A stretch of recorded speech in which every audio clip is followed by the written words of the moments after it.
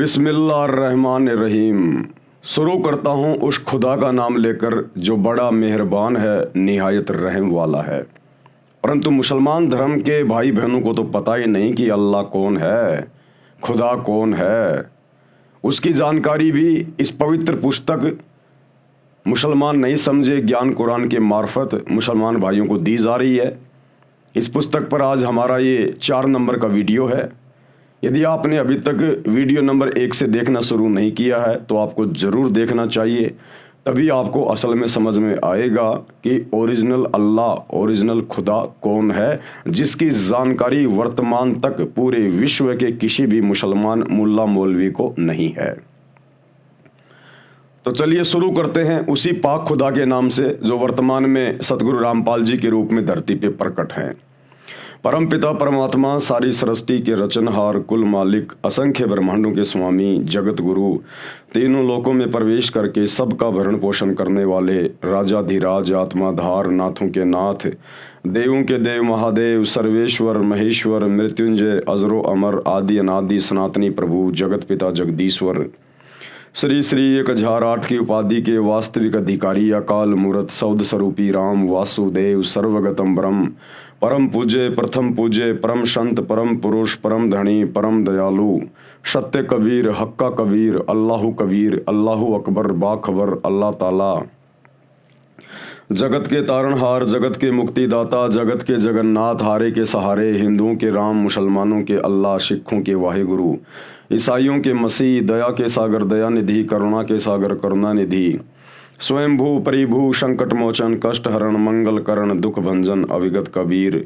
निर्विकार निर्विषम परमात्मा, अलय अलेख सतगुरु, आदि अनादि सतगुरु, असली मर्यादा पुरुषोत्तम, असली राम, असली कृष्ण, असली घनश्याम, असली मुरारी, राजाओं के राजा, महाराजाओं के महाराजा, शहंशाहों के शहंशाह, सम्राटों के सम्राट, भगवानों के भगवान, अल्लाहों के अल्लाह, प्रभुओं के प्रभु, मसीहाओं के मसीह, सच्चे वाहिगुरु, बाबाओं के बाबा, पीरों के पीर, सेठों के सेठ, जगत सेठ, सावड़सा सेठ, सर्वगुण संपन्न, अनंत कोटि कलाओं के स्वामी, अनंत कोटि ब्रह्मांडों के नायक, योगियों में महायोगी, ध्यानियों में महाध्यानी, सिद्धों में परम सिद्ध, ज्ञानियों में तत्व ज्ञानी, ब्रह्म ज्ञानी, महाज्ञानी, परम ज्ञानी, सर्वश्रेष्ठ ज्ञानी, विज्ञानी, युवा कबीर, समृत कबीर, असमवात, अमित ओजा, सच्चे रहनुमा, करीम अल्लाह, सुभान अल्लाह, दुनिया के अंतिम पैगंबर, 8 सितंबर 1951 से गांव धनाना, जिला सोनीपत, हरियाणा, भारतवर्ष की पावन भूमि पे प्रकट रियल कल की भगवान श्री नारायण साकार हरि, श्री बाबा साहेब नूर अनंत परमात्मा,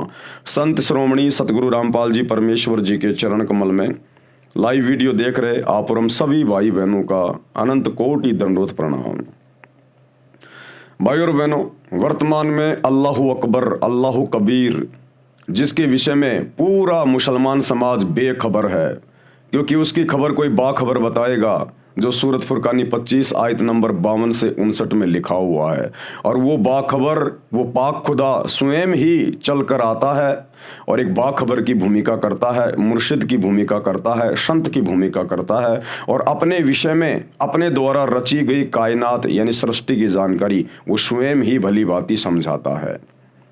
तो पाक कुरान उसी बाखबर सतगुरु रामपाल जी की तरफ इशारा कर रही है, जिसके विषय में मुसलमान समाज के डुप्लीकेट अल्लाह ने, जिसे मुसलमान समाज अपना अल्लाह मानता है, उसने भी हाथ खड़े कर दिए और कहा कि ए पैगंबर, जिस अल्लाह ने, जिस खुदा ने आसमान और ज़मीन के दरमियान जो भी कुछ है 6 दिन में बनाया और 7वें दिन वो तख्त पे जा विराजा, उसकी खबर किसी बाखबर से जा पूछ। तो जिस ओरिजिनल अल्लाह, ओरिजिनल खुदा के बारे में मुसलमान धर्म के मानने वाले भाई बहनों के डुप्लीकेट अल्लाह को भी नहीं पता है, आज वो ओरिजिनल खुदा स्वयं धरती पर, भारतवर्ष की पावन भूमि पर सतगुरु रामपाल जी के रूप में स्वयं प्रकट है। आवश्यकता है तो उनको पहचानने की, उन्हें पहचाना जाएगा उनके सत्संग सुनकर। जेब से मोबाइल निकालिए, यूट्यूब पर सतगुरु रामपाल जी के प्रवचन सुनना शुरू करें, तब जाकर ये अल्लाह समझ में आएगा और आप मुसलमान धर्म के भाई बहन अपना आत्म कल्याण करवा सकते हैं। बाकी अल्लाह साकार है या निराकार है, धरती पर आता है या नहीं आता है, वो बेचून है या कैसा है, इन सभी बातों की बहुत सारी जानकारियां आपको पिछले वीडियो में उपलब्ध करवा दी गई है। आप जी पीछे की वीडियो देख सकते हैं।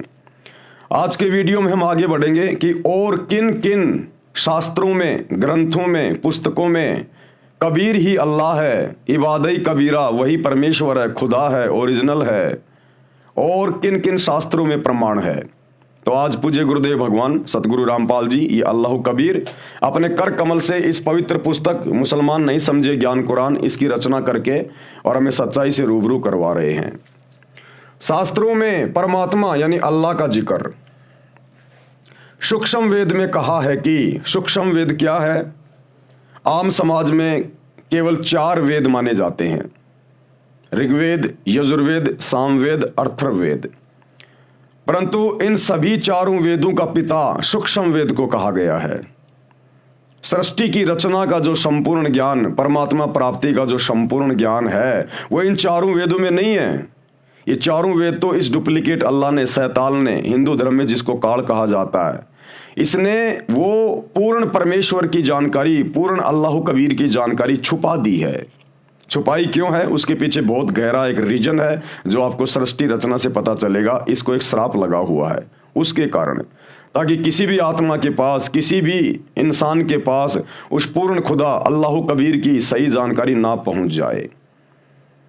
तो वो 5वां वेद जो सूक्ष्म वेद होता है, स्वयं वो अल्लाह कबीर ओरिजिनल खुदा, वो परमेश्वर परमात्मा बाखबर बनकर, मुर्शिद बनकर, संत बनकर धरती पर आता है और अपने मुख कमल से वाणियां बोल बोल के वो सृष्टि का ज्ञान देता है, जो ज्ञान 4 वेदों में नहीं, मुसलमान धर्म की 4 पवित्र पुस्तकों में नहीं, गीता में नहीं, 18 पुराणों में नहीं, कंप्लीट नहीं है, थोड़ी थोड़ी जानकारी है।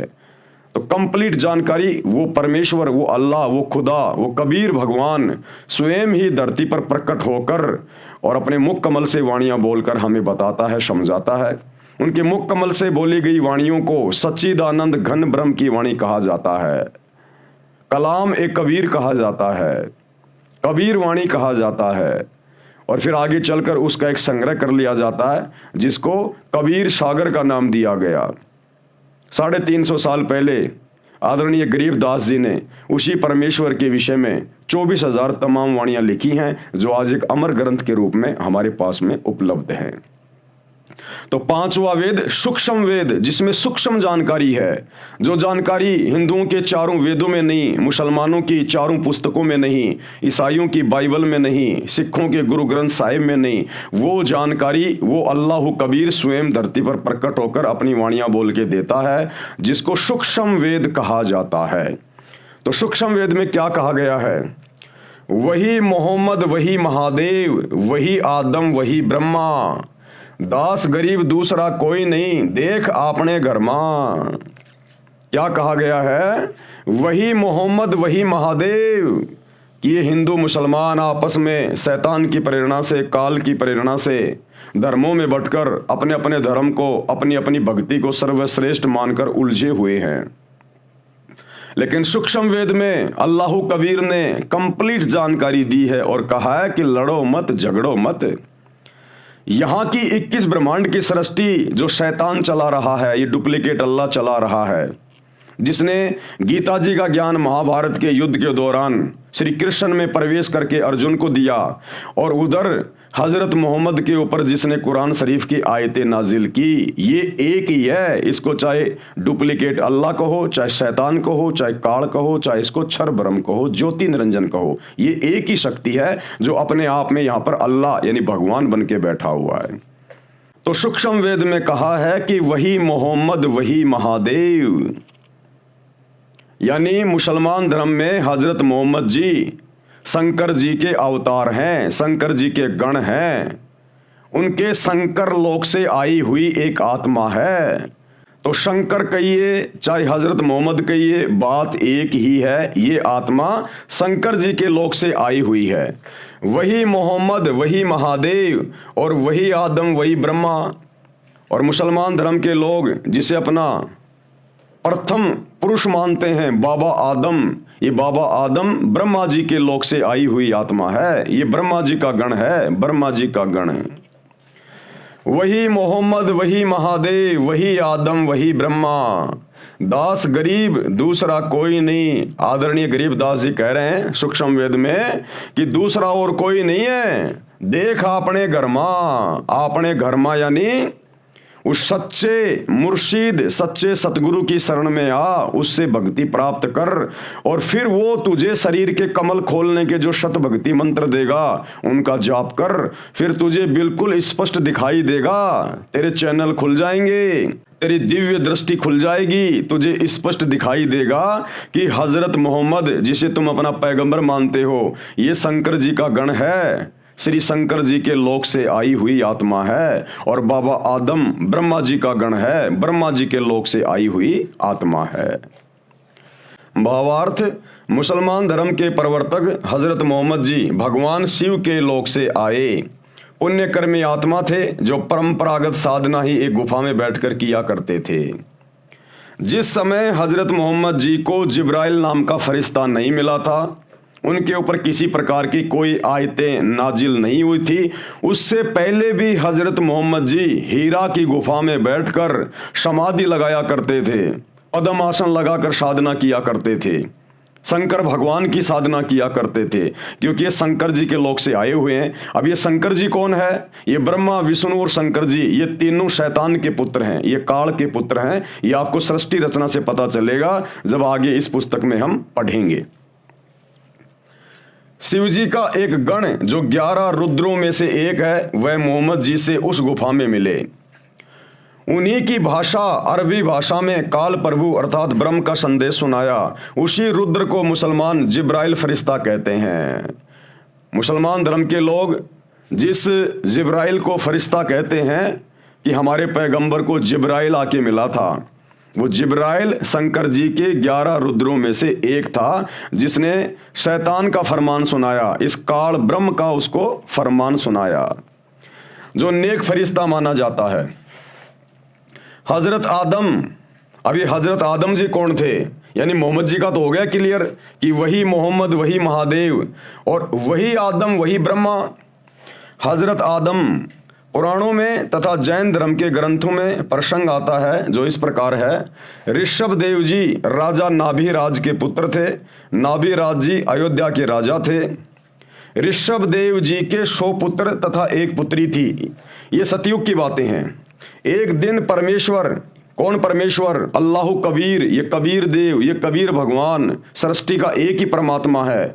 मुसलमान उसको अल्लाह कहते हैं, हिंदू अपना भगवान कहते हैं, ईसाई उसे मसीहा कहते हैं, सिख भाई उसे वाहिगुरु कहते हैं। वो सब का परमात्मा एक ही है, एक ही। जैसे एक व्यक्ति की 4 संतान हैं, उसके 4 पुत्र हैं छोटे छोटे, और जब वो पिता शाम को घर वापस आता है मेहनत मजदूरी करके, तो वो बच्चे दरवाजे पे खड़े होकर आपस में कहते हैं कि देखो देखो मेरा पापा आ गया, मेरा पापा आ गया। दूसरा बच्चा कहता नहीं नहीं वो तो मेरा डैडी है, मेरा डैडी है। तीसरा कहता अरे नहीं वो तो मेरा फादर है, मेरा फादर। और चौथा बच्चा कहता अरे नहीं वो मेरा बाप है, मेरा बाप। अब उन नादान बच्चों को कौन समझाए? उन हिंदू मुस्लिम सिख ईसाइयों को कौन समझाए कि तुम सबका बाप एक ही है, चाहे उसको अल्लाह कहो, चाहे भगवान कहो, चाहे राम कहो, चाहे खुदा कहो, चाहे गॉड कहो। तो कहते हैं कोई कहे हमारा राम बड़ो, हिंदू कहते हैं हमारा राम बड़ा है। कोई कहे हमारा राम बड़ा है, कोई कहे खुदाई रे, मुसलमान कहते हैं हमारा खुदा बड़ा है। और कोई कहे ईसा मसीह बड़ा, ये बांटा रहे लगाई रे।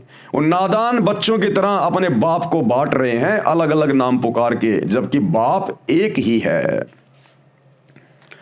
नाभिराज जी अयोध्या के राजा थे। ऋषभ देव जी के 100 पुत्र तथा एक पुत्री थी। एक दिन परमेश्वर यानी अल्लाह कबीर, यही सतगुरु रामपाल जी भगवान एक संत रूप में ऋषभ देव जी को मिले, उनको भक्ति करने की प्रेरणा की, ज्ञान सुनाया कि मानव जीवन में यदि शास्त्र विधि अनुसार साधना नहीं की तो मानव जीवन व्यर्थ जाता है। वर्तमान में जो कुछ भी जिस मानव को प्राप्त है वह पूर्व जन्म जन्मांतरों में किए पुण्यों तथा पापों का फल है। आप राजा बने हो, ये आपका पूर्व जन्म का शुभ कर्म फल है। यदि वर्तमान में भक्ति नहीं करोगे तो आप भक्ति शक्तिहीन तथा पुण्यहीन होकर नरक में गिरोगे तथा फिर अन्य प्राणियों के शरीरों में कष्ट उठाओगे। जैसे वर्तमान में इन्वर्टर की बैटरी चार्ज कर रखी है और चार्जर निकाल रखा है, फिर भी वह बैटरी कार्य कर रही है। इन्वर्टर से पंखा भी चल रहा है, बल्ब ट्यूब भी जग रहे हैं। यदि चार्जर को फिर से लगाकर चार्ज नहीं किया गया, यानी फिर से मनुष्य जन्म में भक्ति शुरू नहीं की गई, तो कुछ समय उपरांत इन्वर्टर सारा कार्य छोड़ देगा। न पंखा चलेगा, न बल्ब, न ट्यूब जगेगी। इसी प्रकार मानव शरीर एक इन्वर्टर है, शास्त्र अनुकूल भक्ति चार्जर है। परमात्मा की शक्ति से मानव फिर से चार्ज हो जाता है, अर्थात भक्ति की शक्ति का धनी तथा पुण्यवान हो जाता है। यानी कबीर परमेश्वर जी ने ऋषभ देव जी को जाकर बताया, समझाया कि हे राजन, क्योंकि वो परमात्मा की पिछले जन्म जन्मांतरों की अच्छी आत्मा थी, और ऐसी आत्माओं को ये कबीर परमात्मा मुर्शिद रूप में, संत रूप में, जिंदा बाबा के रूप में, संत रूप में मिलता ही रहता है। तो कबीर परमेश्वर जी ने कहा कि हे राजन, आप वर्तमान में राजा हैं, लेकिन वर्तमान में आप शास्त्रों के अनुसार सत भक्ति नहीं कर रहे हैं।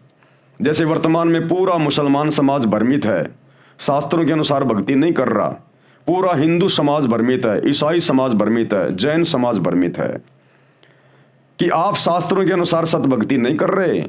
और वर्तमान में आप जो राजा बन के बैठे हो ना, ये तो आपके पिछले मनुष्य जन्म की भक्ति का प्रतिफल है। और वर्तमान में यदि आपने भक्ति रूपी चार्जर नहीं लगाया, सत भक्ति सच्चे सतगुरु की शरण में आकर शुरू नहीं की, तो अगले जन्म में नरक में जाओगे। 84 लाख योनियों में शैतान के द्वारा, इस काल के द्वारा भेज दिए जाओगे। ये ज्ञान उस ऋषि रूप में प्रकट परमात्मा के श्रीमुख कमल से सुनकर ऋषभ देव जी ने भक्ति करने का पक्का मन बना लिया। ऋषभ देव जी ने ऋषि जी का नाम जानना चाहा, तो ऋषि जी ने अपना नाम कबीर देव बताया। कबीर, वेदों में परमेश्वर को कहा जाता है कबीर देव, हम कह देते हैं कबीर भगवान, कबीर साहिब, अल्लाहु कबीर। और ये भी कहा कि मैं स्वयं पूर्ण परमात्मा हूं। चारों वेदों में जो कबीर देव लिखा है वह मैं हूं, मेरा यही नाम है, मैं ही परम अक्षर ब्रह्म हूं, यानी सबसे ऊपर वाला भगवान हूं। सूक्ष्म वेद में लिखा है ऋषभ देव के आइया कबीर नामे करतार, यानी वो कबीर देव, वो कबीर भगवान अल्लाहु कबीर ऋषभ देव के पास भी गए थे और 9 योगेश्वर को समझाया, जनक विदे उद्धार। और त्रेता युग में 9 योगेश्वरों को भी परमेश्वर ने ज्ञान दिया, और श्री रामचंद्र जी के ससुर यानी श्री जनक जी, जो सीता जी के मुंह बोले पिता थे, उनको भी परमेश्वर मिले और ज्ञान समझाया। भावार्थ, ऋषभ देव जी को कबीर नाम से परमात्मा मिले, उनको भक्ति की प्रेरणा की। उसी परमात्मा ने 9 योगेश्वरों तथा राजा जनक को समझाकर उनके उद्धार के लिए भक्ति करने की प्रेरणा की। ऋषभ देव जी को ये बात रास नहीं आई कि ये ऋषि ही कबीर देव है, जो वेदों में सबका उत्पत्ति करता कबीर देव लिखा है। अब भाइयों और बहनों, यही सबसे बड़ी बिजली गिरी हुई है। अब भगवान आएगा, कबीर अल्लाह आएगा, खुदा आएगा, तो कोई सींग लगा के थोड़ी आएगा, पूंछ लगा के थोड़ी आएगा। हिंदू श्री रामचंद्र जी को भगवान मानते हैं, परमात्मा मानते हैं, तो क्या श्री रामचंद्र जी सींग लगा के आए थे, पूंछ लगा के आए थे? द्वापर में श्री कृष्ण जी आए, हिंदू उसे अपना भगवान कहते हैं, क्या वो नाक पे सींग लगा के आया था, पूंछ लगा के आया था? मुसलमान धर्म का कोई भी पीर पैगंबर बाबा आदम से लेकर हजरत मोहम्मद तक क्या कोई सींग लगा के आए थे? अन्य कोई आडंबर या पाखंड करके आए थे?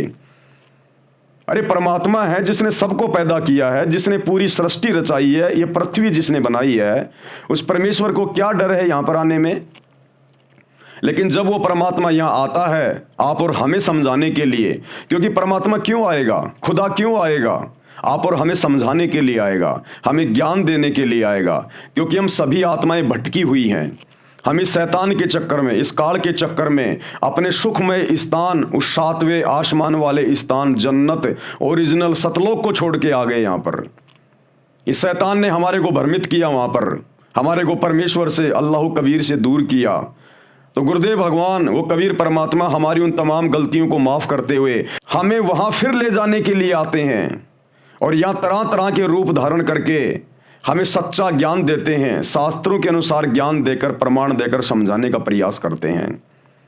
लेकिन उस समय तक इस काल शैतान ने अपने नकली धर्मगुरुओं के माध्यम से, मुल्ला मौलवियों के माध्यम से, पंडित आचार्य शंकराचार्यों के माध्यम से पूरे भगत समाज में यह गलत धारणा फैला दी होती है कि भगवान तो निराकार है, अल्लाह तो बेचून है, अल्लाह दिखाई नहीं देता, अल्लाह धरती पे नहीं आता।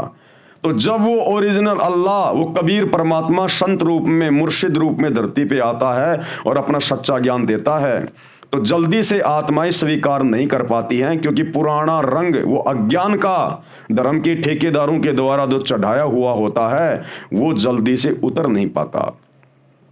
लेकिन लगातार उनके सत्संग प्रवचन सुनते रहने से वो अज्ञान एक दिन साफ हो जाता है और स्पष्ट रूप से वो परमेश्वर उन आत्माओं को दिखाई देने लगता है।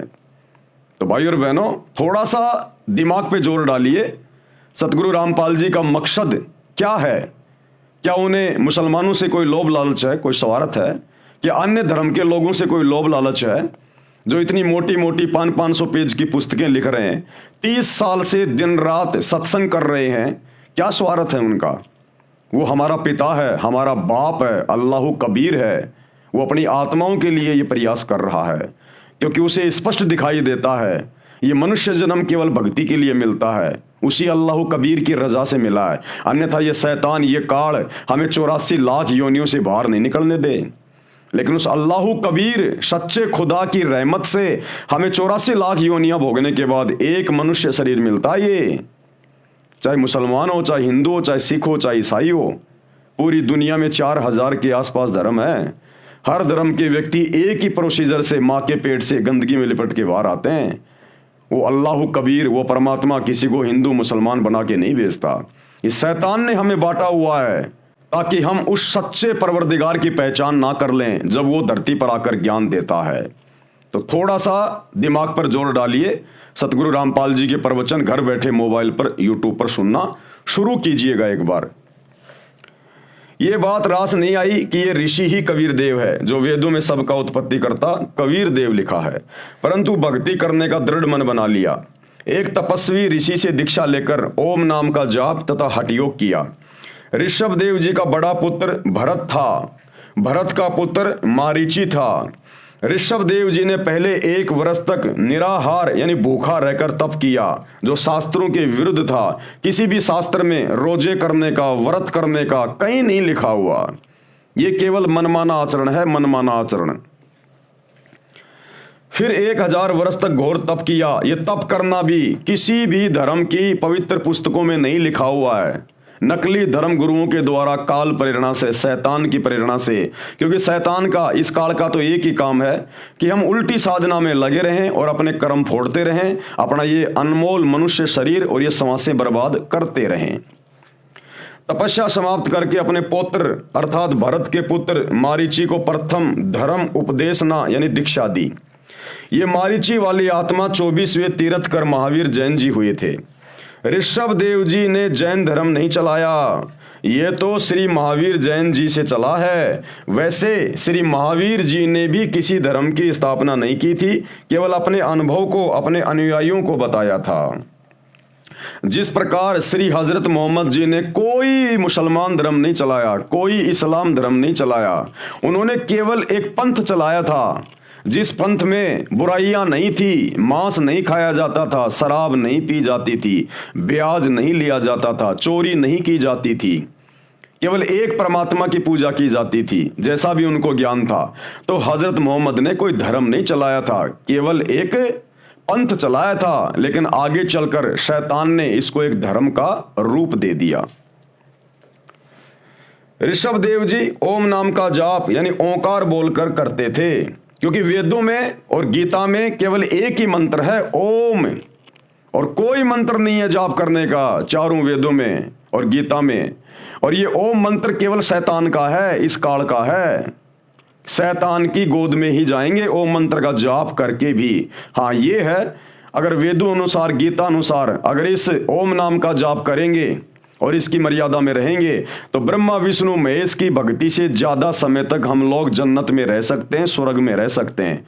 और जिस दिन हमारी भक्ति समाप्त होगी उस दिन ये काल हमें उठाकर 84 लाख योनियों में गधा कुत्ता बनाने के लिए छोड़ देता है, नरक में डाल देता है। जिस प्रकार भाई और बहनों ये जन्नत क्या है, ये स्वर्ग क्या है, जहां जाने के लिए मुसलमान धर्म के भाई बहन हम जन्नत में जाएंगे, जन्नत में जाएंगे। हिंदू कहते हैं हम स्वर्ग में जाएंगे, स्वर्ग में जाएंगे। माता पिता दादा दादी के मरने के बाद उसमें लिख देते हैं हमारे स्वर्गवासी दादाजी, और पूरी जिंदगी उसने वो काम किए जो नरक में जाने वाले हैं। तो क्या है ये जन्नत, क्या है ये स्वर्ग? गुरुदेव भगवान ने समझाया, जैसे कोई धनी व्यक्ति और साल भर अपने क्षेत्र में कार्य करता है, नौकरी करता है, थोड़े बहुत पैसे जमा करता है, फिर गर्मी के दिनों में वो अपने बच्चों को लेकर शिमला, ऊटी, मनाली इधर छुट्टियां मनाने चला जाता महीने 2 महीने के लिए। वहां जाकर एक होटल को किराए पे ले लेता है और वहां पर पैसे जमा करवाता है।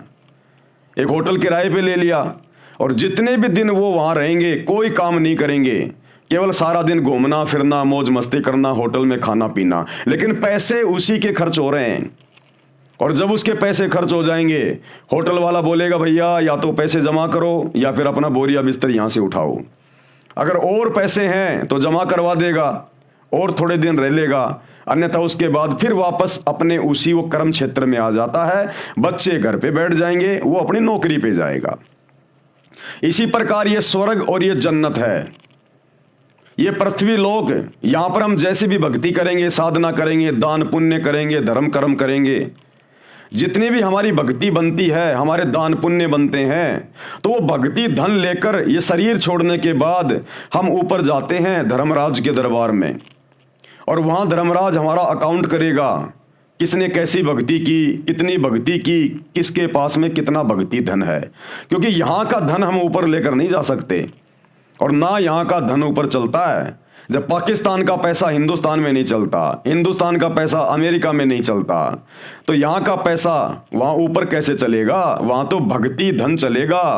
परमात्मा कहते हैं कबीरा सब जग निर्धना, धनवंता ना कोई, और धनवंता सो जानिए जिसके पास शत भक्ति रूपी धन होए। और ये शत भक्ति रूपी धन जमा होता है केवल सतगुरु की शरण में आकर भक्ति करने से। तो जब ऊपर जाएंगे धर्मराज देखेगा भैया तेरे को मनुष्य शरीर दिया था भक्ति करने के लिए, अरे बाकी कर्म तो जानवर भी कर ही रहे हैं, बच्चे पैदा करना, उनका पालन पोषण करना, अंत में मर जाना, ये काम तो जानवर भी करता है, पशु पक्षी भी करते हैं। तू क्या करके आया? क्या वही जानवर वाले कर्म करके आया, या तेरे को जो ये मनुष्य शरीर दिया था भक्ति करने के लिए, सच्चे खुदा की सच्ची इबादत करने के लिए, कुछ किया नहीं की? तो वहां जाकर ये नीची गर्दन कर देता है, मुझे तो पता ही नहीं था कौन अल्लाह था, कौन भगवान था, कौन परमात्मा था। मैं तो वही पत्थरों की, मज़ारों की, मस्जिदों की, मंदिरों की, देवी देवताओं की पूजा में लगा रहा। तो जैसा भी काल तक की साधना करके थोड़ा बहुत भक्ति धनी लेके जाता है, उस आधार से सबसे पहले इसको जन्नत में भेजा जाता है, स्वर्ग में भेजा जाता है कि भैया तेरी इतनी भक्ति है और 20 साल या 100 साल तू जन्नत में रहेगा। वहां ऑटोमेटिक सिस्टम होता है सारा। उनकी विज्ञान बहुत जबरदस्त है, देवताओं की विज्ञान यहां की विज्ञान से लाखों गुना उत्तम है। तो ऑटोमेटिक होता है वहां पर सारा काम। तो जब तक उस भगत के, वो चाहे हिंदू हो चाहे मुसलमान हो, वहां धर्मराज के दरबार में नंगा होके एक लाइन में खड़ा होता है, वहां कोई हिंदू मुस्लिम नहीं चलता। वहां तो भक्ति धन देखते हैं, बेटा क्या लाया कमा के, भक्ति करी कि नहीं करी, तेरे को मनुष्य जन्म दिया था। तो जितनी उसकी भक्ति होती है उसको ऊपर जन्नत में, स्वर्ग में भेज दिया जाता है। साल 2 साल 10 साल 20 साल 50 साल जिसकी जैसी भक्ति है, यानी होटल में जो जितने समय तक रुकना चाहेगा उतना पैसा जमा कराना पड़ेगा।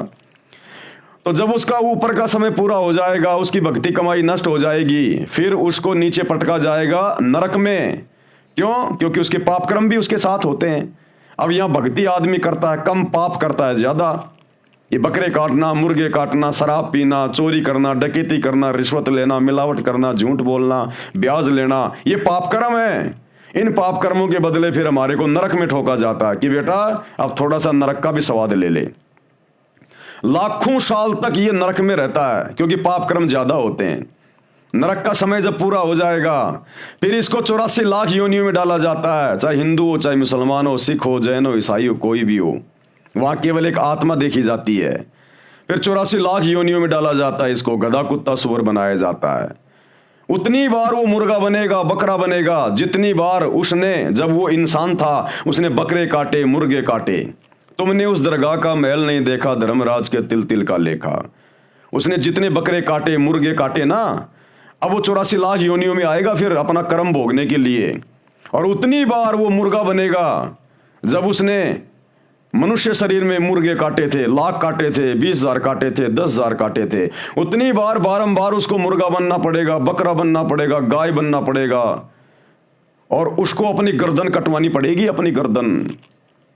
उसके बाद फिर अन्य योनियों में 84 लाख योनियां हैं जिनमें हजारों हजारों साल की भी उम्र होती है। सांप है, ये बिच्छू है, तो इतना दुख उठाएगा फिर ये बिना सत भक्ति के। ये मंदिर पूजते पूजते, ये मस्जिदें पूजते पूजते, ये चर्च और गुरुद्वारे पूजते पूजते, क्योंकि ये सत भक्ति नहीं है, ये शास्त्रों के अनुसार भक्ति नहीं है। पत्थर पूजे हरी मिले तो मैं पूजूं पहाड़, इससे तो चाकी भली जो पीस खाए संसार।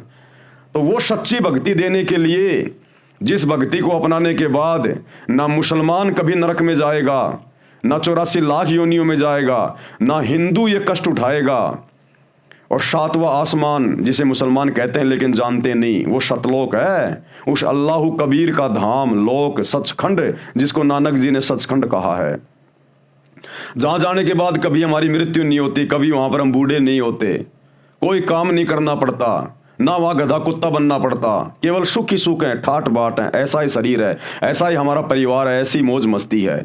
लेकिन वो मिलेगा सच्चे कबीर की सच्ची इबादत करने से, और वो सच्चा कबीर, इबादत कबीरा, वर्तमान में सतगुरु रामपाल जी के रूप में वही भक्ति देकर हमें सदा सदा के लिए सुखी करने के लिए धरती पर संत रूप में, मुर्शिद रूप में प्रकट है। तो इनकी शरण में आना पड़ेगा, अन्यथा भाई साहब बहुत भयंकर बनेगी। चाहे हिंदू हो चाहे मुसलमान हो, उस परमात्मा के घर में हिंदू मुसलमान नहीं चलता, मंदिर मस्जिद नहीं चलती। अरे हजरत मोहम्मद जी ने कौन सी दिन मस्जिद में जा जाके पूजाएं की थी? श्री राम श्री कृष्ण ने कौन से दिन मंदिरों में जा जाके पूजा की थी? ये तो वर्तमान के पेट भर नकली अज्ञानी मुल्ला मौलवी धर्म गुरुओं ने, आचार्य शंकराचार्यों ने समाज को भ्रमित कर रखा है। तो भाई और बहनों, शास्त्रों के अनुसार भक्ति करोगे तब हमारे को सदगति मिलेगी, आत्मा का कल्याण होगा, वो चाहे हिंदू की हो चाहे मुसलमान की हो। और वो सतभक्ति वर्तमान में केवल अल्लाह कबीर सतगुरु रामपाल जी के पास है। ऋषभ देव जी ओम नाम का जाप ओंकार बोलकर करते थे, उसी को वर्तमान में अपभ्रंश करके अणोकार मंत्र जैनी कहते हैं, इसी का जाप करते हैं। इसको ओमकार तथा ओम भी कहते हैं। हम अपने मुख्य पॉइंट पे आते हैं। जैन धर्म ग्रंथ में तथा जैन धर्म के अनुयायियों द्वारा लिखित पुस्तक आओ जैन धर्म को जाने, उसमें लिखा है कि ऋषभ देव जी जैनी, उन्हीं को आदिनाथ कहते हैं। जैन धर्म के लोग जो आदिनाथ कहते हैं ना, वो ऋषभ देव जी को कहते हैं। तो वो ऋषभ देव जी वाली आत्मा कौन थी? वो ऋषभ देव की आत्मा ही बाबा आदम की आत्मा थी। वो उससे पहले बाबा आदम के शरीर में था वो ऋषभ देव। जैन धर्म ग्रंथ में तथा जैन धर्म के अनुयायियों द्वारा लिखित पुस्तक आओ जैन धर्म को जाने, उसमें लिखा है कि ऋषभ देव जी वाला जीव ही, यानी वही आत्मा बाबा आदम रूप में जन्मा था।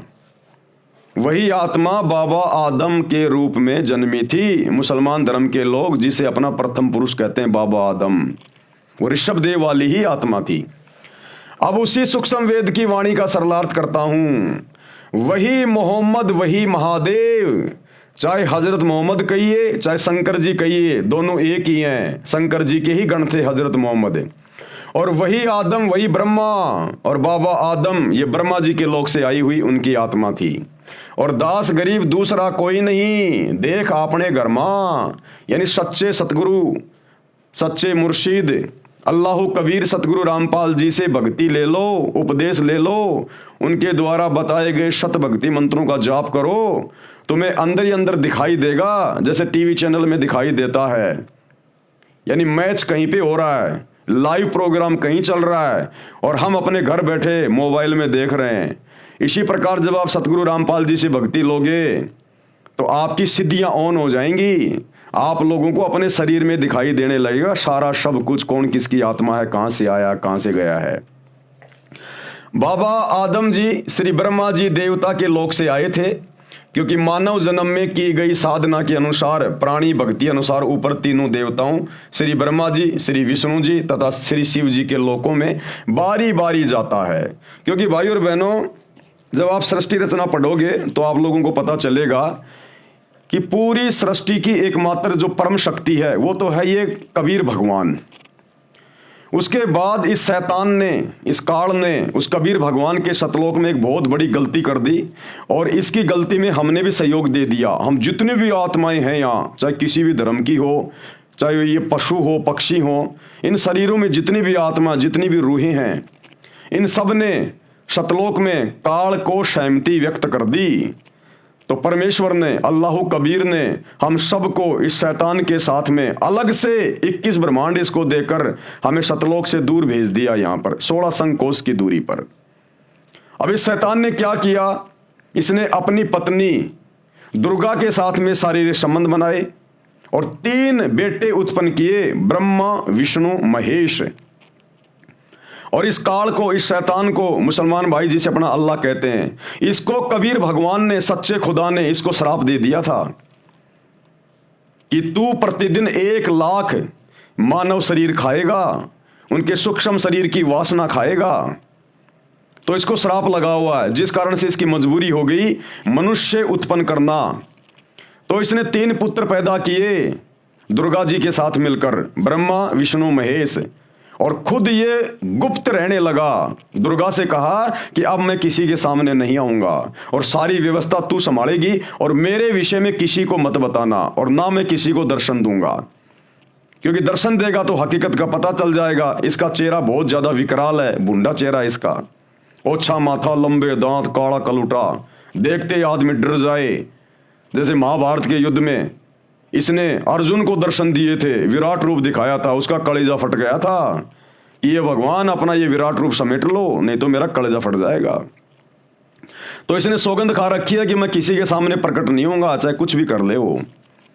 तो इसने सारी व्यवस्था अपनी पत्नी दुर्गा को संभाला दी और 3 पुत्र इसने दुर्गा के माध्यम से पैदा कर दिए शारीरिक संभोग के द्वारा, और कहा कि अब ये 3 बेटे मेरे लिए भोजन का बंदोबस्त करेंगे, सारी व्यवस्था को ये संभालेंगे अब नीचे। तो ब्रह्मा जी को दे दिया रजोगुण का क्षेत्र। रजोगुण यानी आपस में जो बच्चे पैदा करने की जो उमंग हमारे अंदर जो पैदा होती है ना, उसको कहते हैं रजोगुण। तो रजोगुण के प्रभाव से यहां पर स्त्री और पुरुष आपस में शादियां करते हैं, बच्चे पैदा करते हैं। उनके पालन पोषण की जिम्मेदारी दे दी विष्णु जी को, ये है शतोगुण। ये आपस में मोह ममता में हमारे को बांध के रखता है, ये मेरा बेटा, ये मेरी बेटी, ये मेरी कार, ये मेरी कोठी। और अंत में मारने पीटने की जिम्मेदारी दे दी शंकर जी को कि शंकर बेटा तू इनको किसी भी तरह से, चाहे बीमारी से, चाहे एक्सीडेंट से, चाहे लड़ाई झगड़े से, इनको मार मार के तू मेरे पास में भेज, मुझे प्रतिदिन 1 लाख मुझे खाने पड़ते हैं। तो इस शैतान ने, इस काल ने इस प्रकार से अपने 3 बेटों को ये ड्यूटी दे रखी है। और शैतान के प्रभाव से, काल के प्रभाव से ये 3 देवता हमारे को यहां पर बांध के रखे हुए हैं और हम जीव इस काल के जाल से बाहर ना निकल जाएं, इसलिए इसने हमारे को भटका दिया, अलग अलग धर्मों में बांट दिया, ताकि आपस में लड़ते रहें, झगड़ते रहें, मरते रहें और मेरा भोजन मेरे पास में आता रहे। और जब कभी वो अल्लाह कबीर रहमान भगवान खुदा जब कभी वो धरती पर आए इन मूर्खों को ज्ञान समझाने के लिए, क्योंकि इंसानों को समझाने के लिए इंसान ही बनकर आया जाएगा, तो जब वो रहमान खुदा एक इंसान बन के आता है, संत रूप में, मुर्शिद रूप में आता है, जिंदा बाबा के रूप में आता है और अपना ज्ञान समझाता है, तो शैतान के प्रभाव से हम समझ नहीं पाते, क्योंकि ये गलत धारणा बैठा दी जाती है धर्म गुरुओं के द्वारा कि अल्लाह तो निराकार है, बेचून है, भगवान तो निराकार है, साकार नहीं है। तो जिस कारण से थोड़ी सी कठिनाइयां आती हैं। तो ब्रह्मा विष्णु महेश के माध्यम से ही यहाँ पर ये अवतार भेजे जाते हैं, पैगंबर भेजे जाते हैं। जैसे त्रेता में श्री रामचंद्र जी आप और हमको भक्ति मार्ग से भटकाने के लिए काल की प्रेरणा से, शैतान की प्रेरणा से और विष्णु जी के द्वारा उसको यहाँ भेजा गया। यानी विष्णु ही स्वयं श्री रामचंद्र थे और उल्टी भक्ति साधना दे के चला गया, अपने आप में भगवान बन के चला गया। आज पूरी दुनिया उसकी मूर्तियां पूज रही है, लेना एक देना दो। तो ये अवतार फिर इस काल के द्वारा, शैतान के द्वारा भेजे जाते हैं। इसी प्रकार द्वापर में श्री कृष्ण जी विष्णु जी के अवतार थे। ईसा मसीह जी वो श्री विष्णु जी के लोक से आए थे, अलग से एक धर्म बना गए, पंथ बना गए, सबको उल्टी साधना पे लगा गए। बाबा आदम उसी शैतान की प्रेरणा से, काल की प्रेरणा से ब्रह्मा जी के लोक से भेजे गए थे। वो ब्रह्मा जी के अवतार थे। हजरत मोहम्मद ये श्री शंकर जी के लोक से आए थे, शंकर जी के गण थे, ये शंकर जी के अवतार थे। तो सारा सिस्टम ये इस प्रकार से चल रहा है, ब्रह्मा विष्णु महेश के माध्यम से या नीचे का। तो वो कबीर भगवान हमें यही सारी बातें समझाने आता है कि बच्चों तुम काल के लोक में रह रहे हो, शैतान के लोक में रह रहे हो।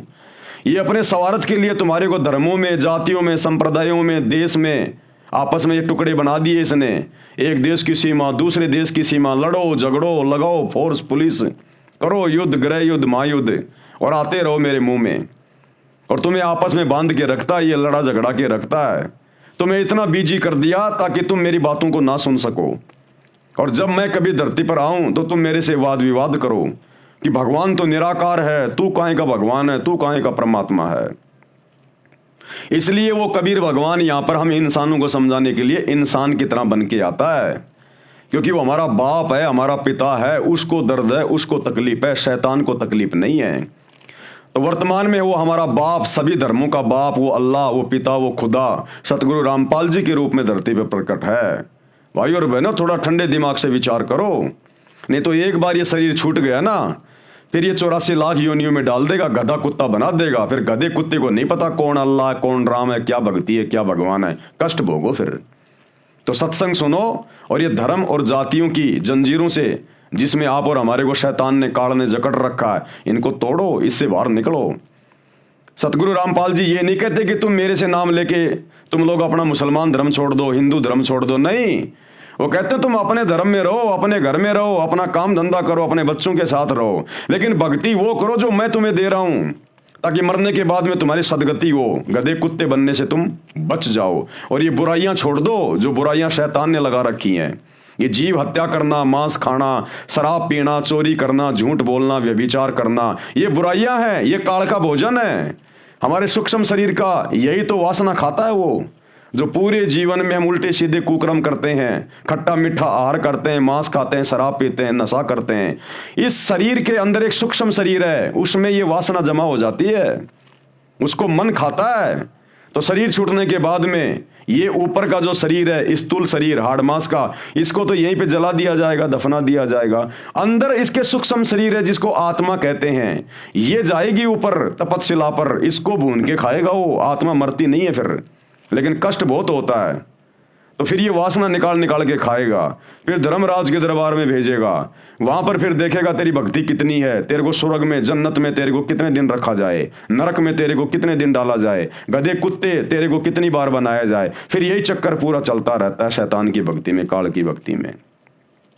तो इस महाचक्कर से, कुचक्कर से निकालने के लिए वो अल्लाह कबीर, इबादई कबीरा, जिसका हर धर्म के हर धर्म ग्रंथों में जिक्र है, आज उसी पे तो वीडियो बन रहा है, वो आता है यहाँ पर संत रूप में और हमें आकर ज्ञान देता है, हम तक ये संदेश पहुंचाता है। अन्यथा सतगुरु रामपाल जी को क्या पड़ी मेरे भाई, ये इतनी मोटी मोटी पुस्तकें मुसलमान धर्म के लोगों को समझाने के लिए, हिंदू धर्म के लोगों को समझाने के लिए 30 साल से सत्संग कर रहे हैं दिन रात एक करके, क्योंकि वो हमारा पिता है सभी धर्मों का। तो भाई और बहनों, विचार करो, थोड़ा सत्संग सुनना शुरू करो, ठंडे दिमाग से सोचो।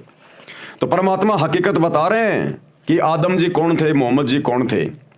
बाबा आदम श्री ब्रह्मा जी देवता के लोक से आए थे, क्योंकि मानव जन्म में की गई साधना के अनुसार, प्राणी भक्ति अनुसार ऊपर तीनों देवताओं श्री ब्रह्मा जी, श्री विष्णु जी तथा श्री शिव जी के लोकों में बारी बारी जाता है। अपने पुण्य क्षीण होने पर, यानी खत्म होने पर, दोबारा से पृथ्वी पर संस्कारवश जन्म लेता है। कभी वो हिंदू बनता है, कभी मुसलमान बनता है। जरूरी नहीं है मुसलमान है तो मुसलमान ही बनेगा, स्त्री है तो स्त्री बनेगी, नहीं, वो पुरुष भी बन जाएगा, वो हिजड़ा भी बन जाएगा, कभी स्त्री बनेगा, कभी आदमी बनेगा, कभी मुसलमान धर्म में जन्म लेगा, कभी हिंदू धर्म में जन्म लेगा। आज कोई मुसलमान धर्म में जन्म लेकर कट्टर मुस्लिम बना हुआ है, मरने के बाद 84 लाख योनियां भोगने के बाद फिर हो सकता अपने संस्कारवश वो हिंदू धर्म में जन्म ले लेगा। अब पहले तो मुसलमान धर्म में था, मुस्लिम था, कट्टर था, अब हिंदू धर्म में जन्म लेके जय श्री राम का झंडा उठा के घूम रहा है। तो ये काल हमारे को इस प्रकार से भ्रमित रखता है। अपने पुण्य यानी भक्ति नष्ट होने पर दोबारा से पृथ्वी पर संस्कारवश जन्म लेता है। संत गरीबदास जी गांव छुडानी जिला झज्जर हरियाणा प्रांत वाले को स्वयं ही वही परमात्मा मिले थे, वही कबीर देव, वही कबीर भगवान मिले थे जो ऋषभ देव जी को मिले थे। संत गरीबदास जी ने परमेश्वर के साथ ऊपर जाकर यानी गरीबदास जी की आत्मा को निकालकर कबीर परमात्मा 350 साल पहले अपने सतलोक में लेकर गए थे। उन्हें सतलोक दिखाने के लिए गए थे ताकि वो आत्मा फिर नीचे आकर जो उसने परमात्मा के साथ जाकर ऊपर देखा, उसका लोक देखा, वो सतलोक, वो सचखंड, सातवां आसमान, वो कितना सुंदर है। वहां पर कभी मृत्यु नहीं होती। ऐसा ही हमारा परिवार है, आज भी है। हमारे पर्सनल विमान खड़े हैं वहां पर, हमारे महल हैं बड़े बड़े, हमारा नूरी शरीर है, कोई काम धंधा नहीं करना पड़ता। तो गरीबदास जी की आत्मा को उनके शरीर से निकालकर कबीर भगवान आप और हमें विश्वास दिलाने के लिए, उनको अपना गवाह बनाने के लिए कि मैं जो धरती पर आकर बता रहा हूं वही सत्य है, तो गरीबदास जी को सब कुछ दिखाया, सारे ब्रह्मांड दिखाए। श्री ब्रह्मा जी का लोक दिखाया, श्री विष्णु जी का लोक दिखाया, शंकर जी का लोक दिखाया, दुर्गा जी का लोक दिखाया, शैतान का लोक दिखाया जहां पर ये बैठा हुआ जीवों को भून भून के खाता है। और फिर सतलोक लेकर गए, पूरा सतलोक दिखाया और उसके बाद उनकी आत्मा को वापस छोड़ा। फिर आदरणीय गरीबदास जी ने 300 साल पहले विश्व की सभी भाषाओं से सम्मिलित सदग्रंथ साहिब की रचना की, जिसको अमर ग्रंथ कहते हैं, जो दुनिया का सबसे बड़ा ग्रंथ है, जिसमें 24,000 वाणियां हैं। गरीबदास जी अनपढ़ थे, वो कभी स्कूल नहीं गए, उनको अक्षर ज्ञान नहीं था, फिर भी उन्होंने पूरे विश्व की भाषाओं के शब्दों का अपने सदग्रंथ में समावेश किया है। अरबी, उर्दू, फारसी, चाइनीज, हर भाषा का, क्योंकि वो परमात्मा से परिचित हो गए थे, उनकी दिव्य दृष्टि खुल गई थी और उन्होंने खुली आंखों से सब कुछ लिखवाया उस ग्रंथ में, जिसको सूक्ष्म वेद कहते हैं। संत गरीबदास जी ने परमेश्वर के साथ ऊपर जाकर अपनी आंखों से सर्व व्यवस्था को देखा था। फिर बताया है कि आदम जी ब्रह्मा जी के लोक से आए थे, आदम जी ब्रह्मा जी के लोक से आए थे, ब्रह्मा के अवतार थे। मोहम्मद जी तमगुण शिव जी के अवतार थे। प्रिय पाठ को, अवतार 2 प्रकार के होते हैं। नंबर 1, स्वयं वह प्रभु अवतार लेता है, जैसे श्री राम, श्री कृष्ण आदि के रूप में स्वयं श्री विष्णु जी अवतार धारकर आए थे। परंतु कपिल ऋषि जी, परशुराम जी को भी विष्णु जी के अवतारों में गिना जाता है। ये स्वयं श्री विष्णु जी नहीं थे, विष्णु लोक से आए देव आत्मा थे। उनके पास कुछ शक्ति विष्णु जी की थी, क्योंकि वे उन्हीं के द्वारा भेजे गए थे। इसी प्रकार हजरत मोहम्मद जी श्री शिव जी के लोक से आए देव आत्मा यानी अवतार थे। हजरत मोहम्मद खुद श्री शिव जी नहीं था, शिव जी के लोक से भेजी गई एक अच्छी आत्मा थी। तथा बाबा आदम जी श्री ब्रह्मा जी के लोक से आए देव आत्मा यानी अवतार थे।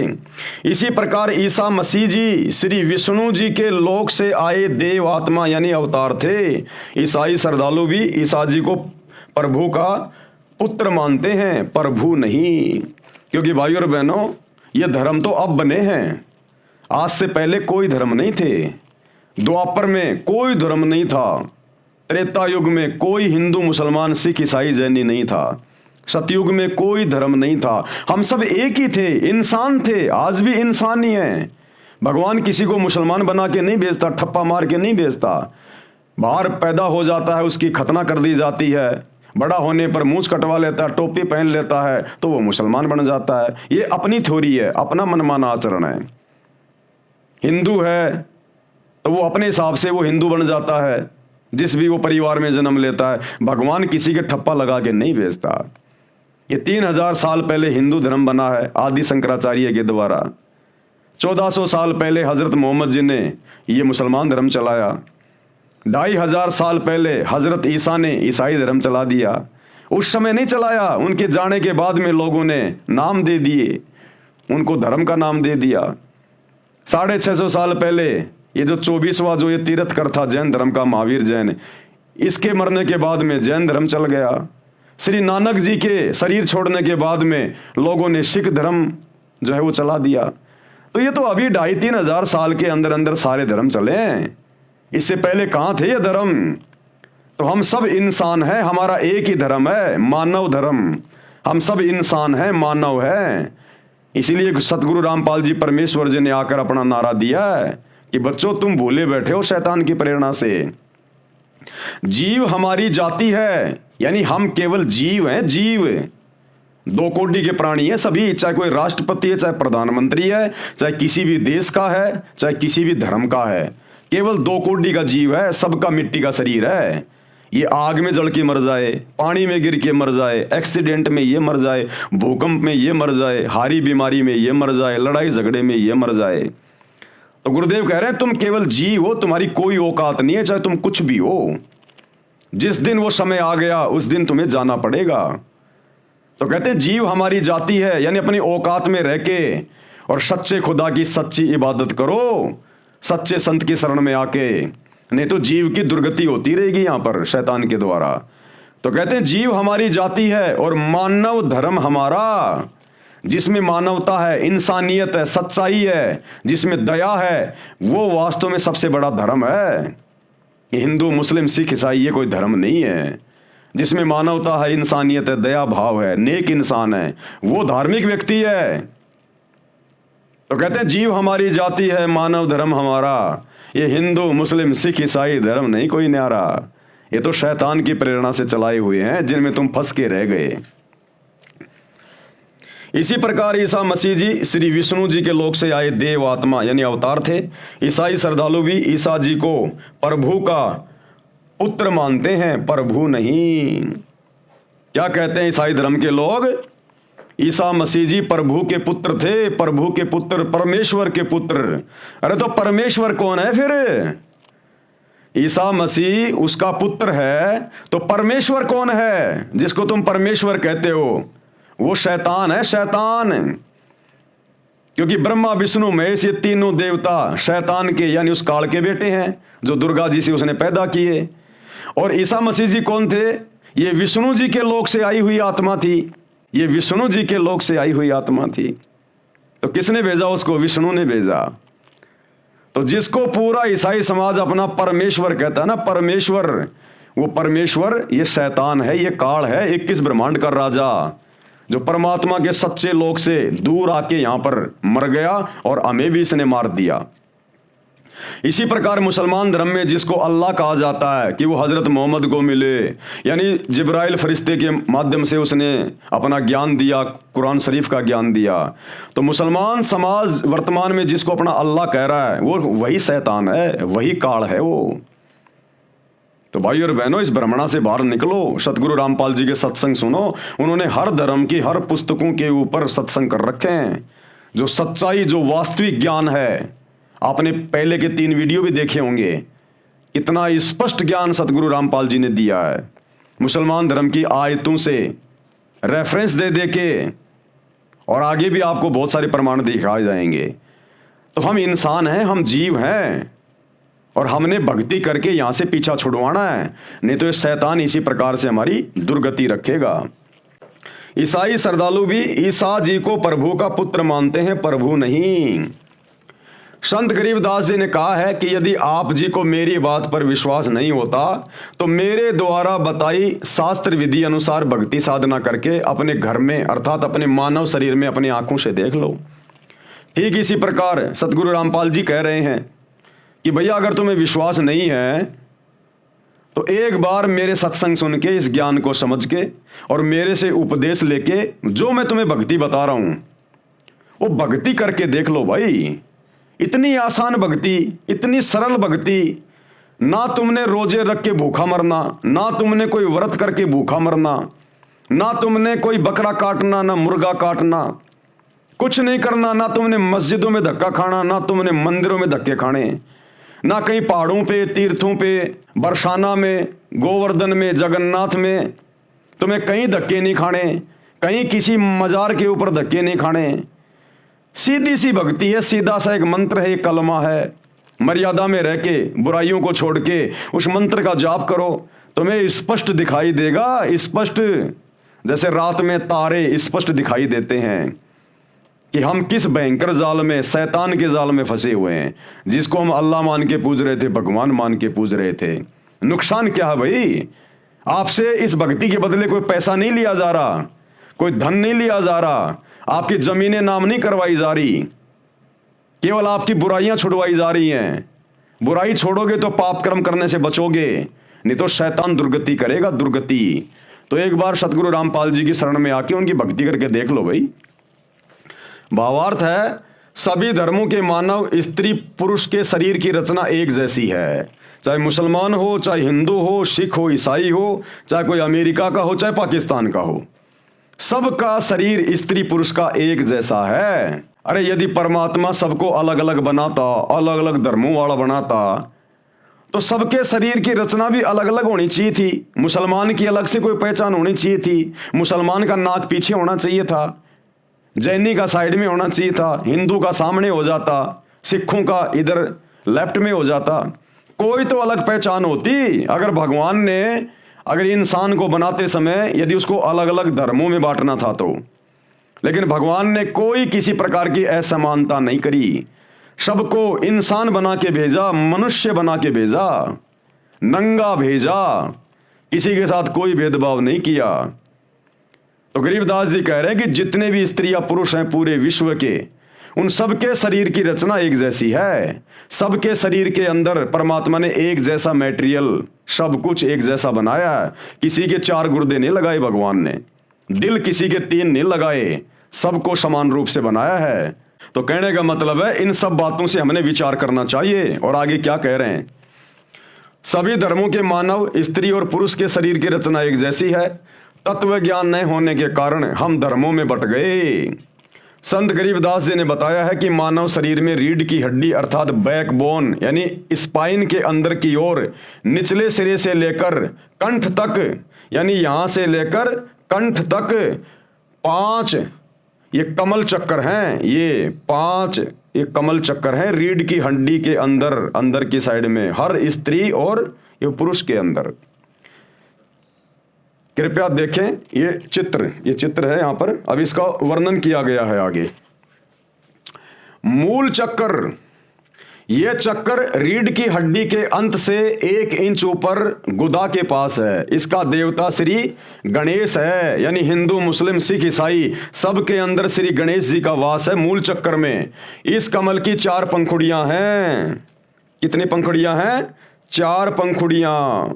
ये है मूल कमल, ये गणेश का वासा है यहां पर, ये सबके अंदर है। सेम इसी प्रकार से इस पर गणेश जी का आधिपत्य है। नंबर 2 संवाद चक्कर, यह मूल चक्कर से 2 इंच ऊपर रीढ़ की हड्डी के अंदर की ओर चिपका है। इसके देवता श्री ब्रह्मा जी तथा उनकी पत्नी सावित्री जी है। इस कमल की 6 पंखुड़ियां हैं। कौन सा कमल? ये वाला संवाद चक्कर कमल, जहां पर श्री ब्रह्मा जी और उसकी पत्नी सावित्री का वास है। हर एक स्त्री और पुरुष के रीढ़ की हड्डी के अंदर की साइड में सूक्ष्म रूप में है। कहीं आप लोग जो है काट काट के देखने लग जाओ, ऐसे नहीं दिखाई देंगे। सूक्ष्म है ये, जैसे मोबाइल का जो रेडिएशन होता है वो सूक्ष्म होता है। वो तरंगे जो टावर से आ रही है मोबाइल में वो दिखाई नहीं देती, सूक्ष्म होती है। इसी प्रकार हमारे रीढ़ की हड्डी में इन 5 इन प्रधान देवी देवताओं के स्थान हैं जो इस बॉडी को, इस शरीर को जो हैंडल करते हैं। उसके बाद में तीसरा है नाभि कमल चक्कर। यह नाभि के सामने उसी रीढ़ की हड्डी के साथ चिपका है। इसके देवता श्री विष्णु जी तथा उनकी पत्नी लक्ष्मी जी हैं। इस कमल की 8 पंखुड़ियां हैं। यह है नाभि कमल। यहां पर हमारी जो नाभि है, जो ये सुंडी है, यहां पर अंदर की साइड में रीढ़ की हड्डी के साथ में चिपका हुआ यह कमल, जहां पर श्री विष्णु जी और उसकी पत्नी लक्ष्मी जी का निवास है। नंबर 4 हृदय कमल। ये कमल सीने में बने दोनों स्तनों के मध्य में रीढ़ की हड्डी के साथ चिपका है। इसके देवता श्री शिव जी तथा उनकी पत्नी पार्वती जी हैं। इस कमल की 12 पंखुड़ियां हैं। ये है हृदय कमल, जहां पर श्री शंकर जी और पार्वती जी निवास करती हैं हर एक स्त्री और पुरुष के शरीर में, चाहे हिंदू हो चाहे मुसलमान हो। कंठ कमल 5वां कमल है कंठ कमल। ये कमल छाती की हड्डियों के ऊपर, जहां से गला शुरू होता है, उसके पीछे रीढ़ की हड्डी के साथ अंत में है। इसकी प्रधान श्री देवी अर्थात दुर्गा जी हैं। इस कमल की 16 पंखुड़ियां हैं। शेष कमल चक्कर ऊपर है। नंबर 6 संगम कमल। संगम कमल या छठा कमल, यह कमल सुषुम्ना के ऊपर वाले द्वार पर है। इसकी 3 पंखुड़ियां हैं। इसमें सरस्वती रूप में देवी दुर्गा जी निवास करती है। काल की पत्नी, शैतान की पत्नी, ये दुर्गा जो नवरात्रे मनाते हैं हिंदू भाई बहन, वो दुर्गा अष्टंगी, शेरावाली माता, ये शैतान की पत्नी है, काल की पत्नी। ये संगम कमल में निवास करती है सरस्वती देवी के रूप में। एक पंखुड़ी में देवी दुर्गा सरस्वती रूप में रहती है, उसी के साथ में 72 करोड़ उर्वशी यानी सुंदर स्त्रियां हैं, वो परियां हैं, जो ऊपर जाने वाले भक्तों को अपने जाल में फंसाती है। ये काल का भयंकर षड्यंत्र है शरीर में, हमारे को रोक के रखने के लिए, ताकि हमारा मोक्ष ना हो जाए, आत्मा इसके जाल से बाहर ना निकल जाए। जैसी गंदी सोच इंसान की या स्त्री या पुरुष की यहां होती है, शरीर छोड़ने के बाद जब वो आत्मा इन कमलों के अंदर से जाती है, तो देवी दुर्गा को बैठा रखा इस काल ने सरस्वती रूप में, और दुर्गा ने 72 करोड़ सुंदर स्त्रियां उर्वशियां वहां छोड़ रखी हैं उस आत्मा को, उस भगत को, उस साधक को अपने जाल में फंसाने के लिए। और जिसकी जैसी गंदी सोच यहां होती है, वो तुरंत उनके चक्कर में आ जाता है और एकांत में जाकर उन सुंदर औरतों के साथ में शारीरिक संबंध बना के अपनी भक्ति नष्ट कर लेता है, नरक में जा गिरता है। जो ऊपर जाने वाले भक्तों को अपने जाल में फंसाती है। दूसरी पंखुड़ी में सुंदर युवा नर रहते हैं, युवा पुरुष रहते हैं, सुंदर देव पुरुष, जो भगतमतियों को यानी औरतों को आकर्षित करके काल जाल में रखते हैं। काल भी अन्य रूप में इन युवाओं का संचालन मुखिया बनकर रहता है। तीसरी पंखुड़ी में स्वयं परमात्मा यानी अल्लाह कबीर, ये कबीर भगवान तीसरी पंखुड़ी में स्वयं परमात्मा अन्य रूप में रहते हैं, अपने भक्तों को उनके जाल से मुक्त कराते हैं, ज्ञान सुनाकर सतर्क करते हैं। वहीं पर ये अल्लाह कबीर, ये कबीर परमात्मा भी है तीसरी पंखुड़ी में।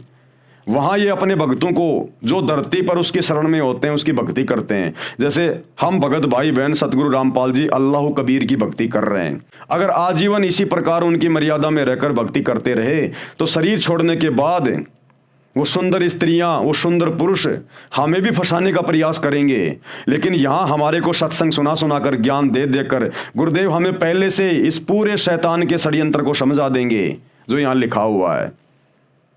तो हम लोग सतर्क हो जाएंगे कि ये सारी बातें तो गुरुजी हमें सब कुछ सत्संगों में बताया करते थे, पुस्तकों में लिखी हुई थी, ये तो काल का जाल है, ये तो हमारे को फंसाने के लिए खड़ी हैं।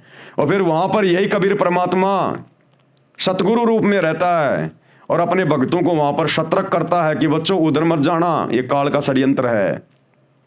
लेकिन बाकी लोग जो सतगुरु रामपाल जी की शरण में नहीं होते, वो चाहे हिंदू है, मुसलमान है, सिख है, ईसाई है, वो उन औरतों के चक्कर में फंस जाएंगे। औरतें उन युवा जो देवता हैं वहां पर, जो काल की ओर से हमें फंसाने के लिए खड़े रहते हैं, उनके चक्कर में आ जाएंगी। यानी जिसकी जैसी गंदी सोच यहां होगी उसी आधार से वो वहां पर उनके साथ में शारीरिक संबंध बना के अपना धर्म कर्म नष्ट करके काल के जाल में रह जाते हैं। तीसरी पंखुड़ी में स्वयं परमात्मा यानी अल्लाह कबीर, अल्लाह अकबर अन्य रूप में रहते हैं, अपने भक्तों को उनके जाल से मुक्त कराते हैं, ज्ञान सुनाकर सतर्क करते हैं। नंबर 7 है त्रिकुटी कमल चक्कर। ये दोनों आंखों की बोहों यानी सेलियों के मध्य में सिर के पीछे हिस्से में अन्य कमलों की ही पंक्ति में ऊपर है। त्रिकुटी कमल कहाँ होता है? ये हमारी दोनों आंखें, ये बोहें हैं, और ये जो बीच का जो जगह है, ये बीच की जगह यहाँ पीछे की साइड में यहाँ है त्रिकुटी कमल। यहाँ पर भी काल रहता है, शैतान रहता है, और दूसरी पंखुड़ी में सतगुरु रहता है। यानी शैतान और सतगुरु दोनों वहां पर अपने अपने हिस्से में रहते हैं, अपने अपने रूप बना के। इसका देवता सतगुरु रूप में परमेश्वर ही है। इस कमल की 2 पंखुड़ी हैं, एक सफेद रंग की, दूसरी काले रंग की पंखुड़ी। सफेद पंखुड़ी में सतगुरु रूप में सत्य पुरुष का निवास है, यानी अल्लाह कबीर का निवास है, और काली पंखुड़ी में नकली सतगुरु रूप में काल निरंजन यानी शैतान का वास है। नंबर 8 सहस्त्र कमल चक्कर दल। ये कमल सिर के मध्य भाग से 2 उंगल नीचे अन्य कमलों की ही पंक्ति में है। यानी आप और हमारा जो सिर है, चाहे हिंदू हो चाहे मुसलमान हो, जहां पर ये चोटी रखने की जगह होती है ना, इससे 2 उंगल नीचे है ये सहस्त्र कमल चक्कर, जो कि काल का है। हिंदू धर्म के व्यक्ति सिर पर बालों की चोटी रखते हैं, कुछ अब भी रखते हैं। इसके नीचे वह सहस्त्र कमल दल है। इसका देवता ब्रह्म है। ब्रह्म यानी ये काल, शैतान, इसको ब्रह्म भी कहते हैं। इसे क्षर पुरुष भी कहते हैं। क्षर मानी नासवान, जो जन्मता है और मरता है। जिसने गीता व वेदों का ज्ञान गुप्त रहकर कहा है।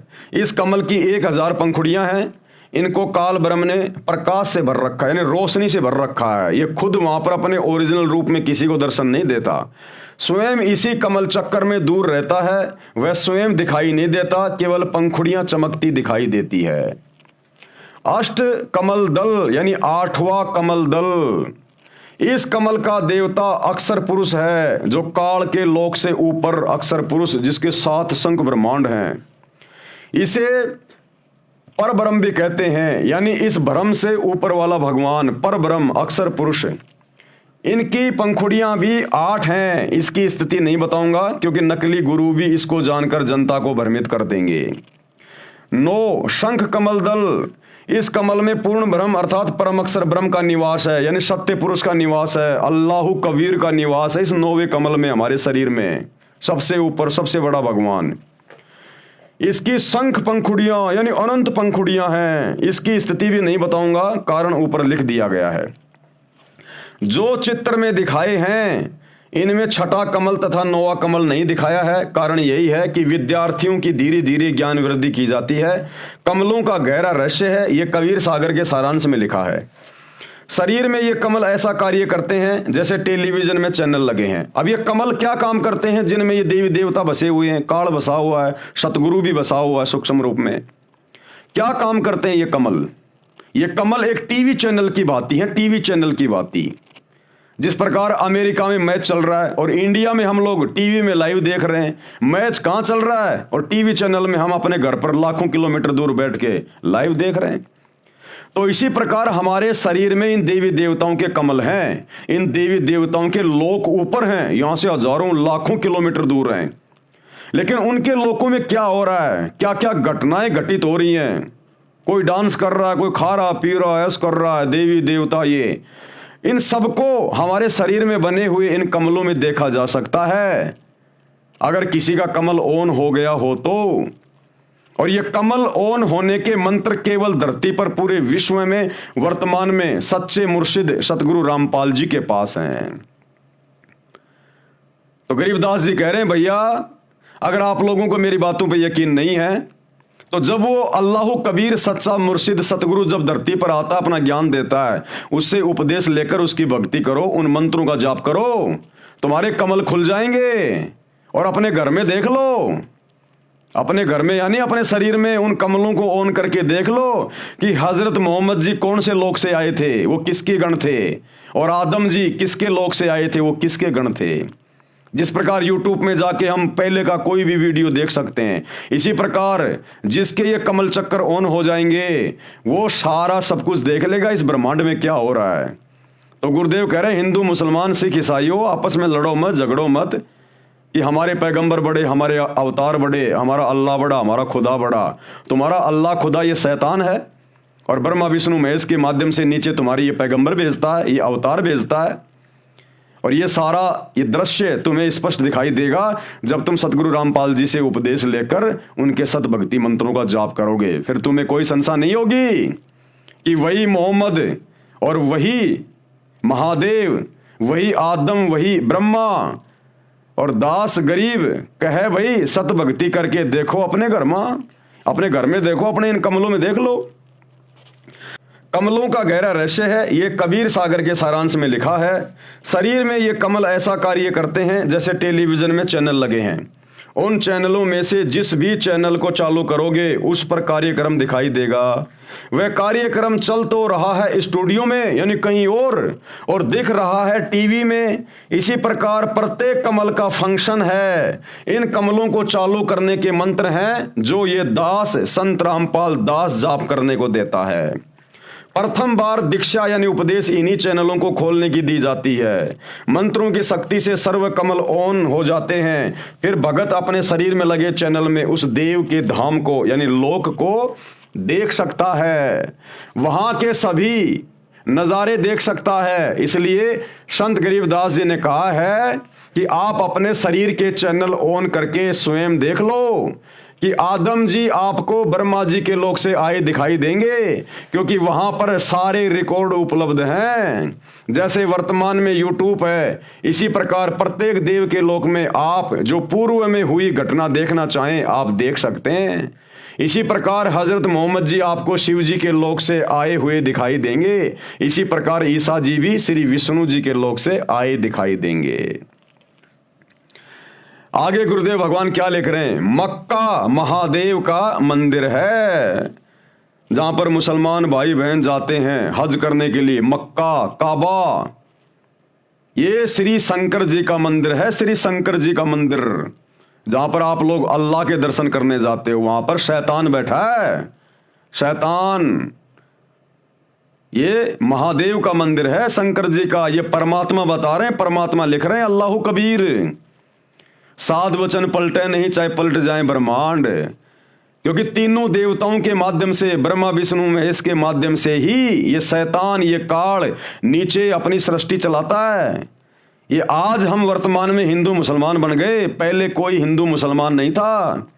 तो जो काबा है जहां पर तुम लोग हज करने जाते हो, वो शंकर जी का मंदिर है, और तुम्हारे हजरत मोहम्मद जी उसी शंकर जी के लोक से आई हुई आत्मा है। भाई और बहनों, ये थोड़े बहुत दिनों की बात है। 2028 युग परिवर्तन का समय है, भयंकर महाविनाश होगा।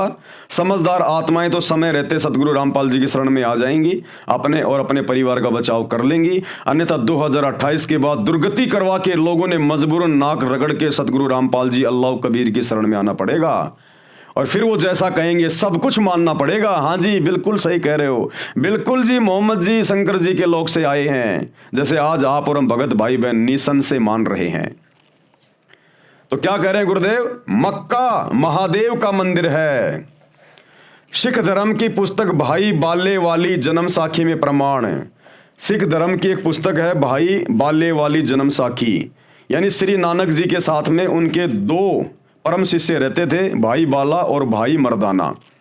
तो नानक जी के शरीर छोड़ने के बाद में भाई बाला ने जो समय उन्होंने नानक जी के साथ में बिताया, जो जो चमत्कार देखे, वो सब कुछ उन्होंने एक पुस्तक के माध्यम से रिकॉर्ड किया, भाई बाले वाली जन्म साखी।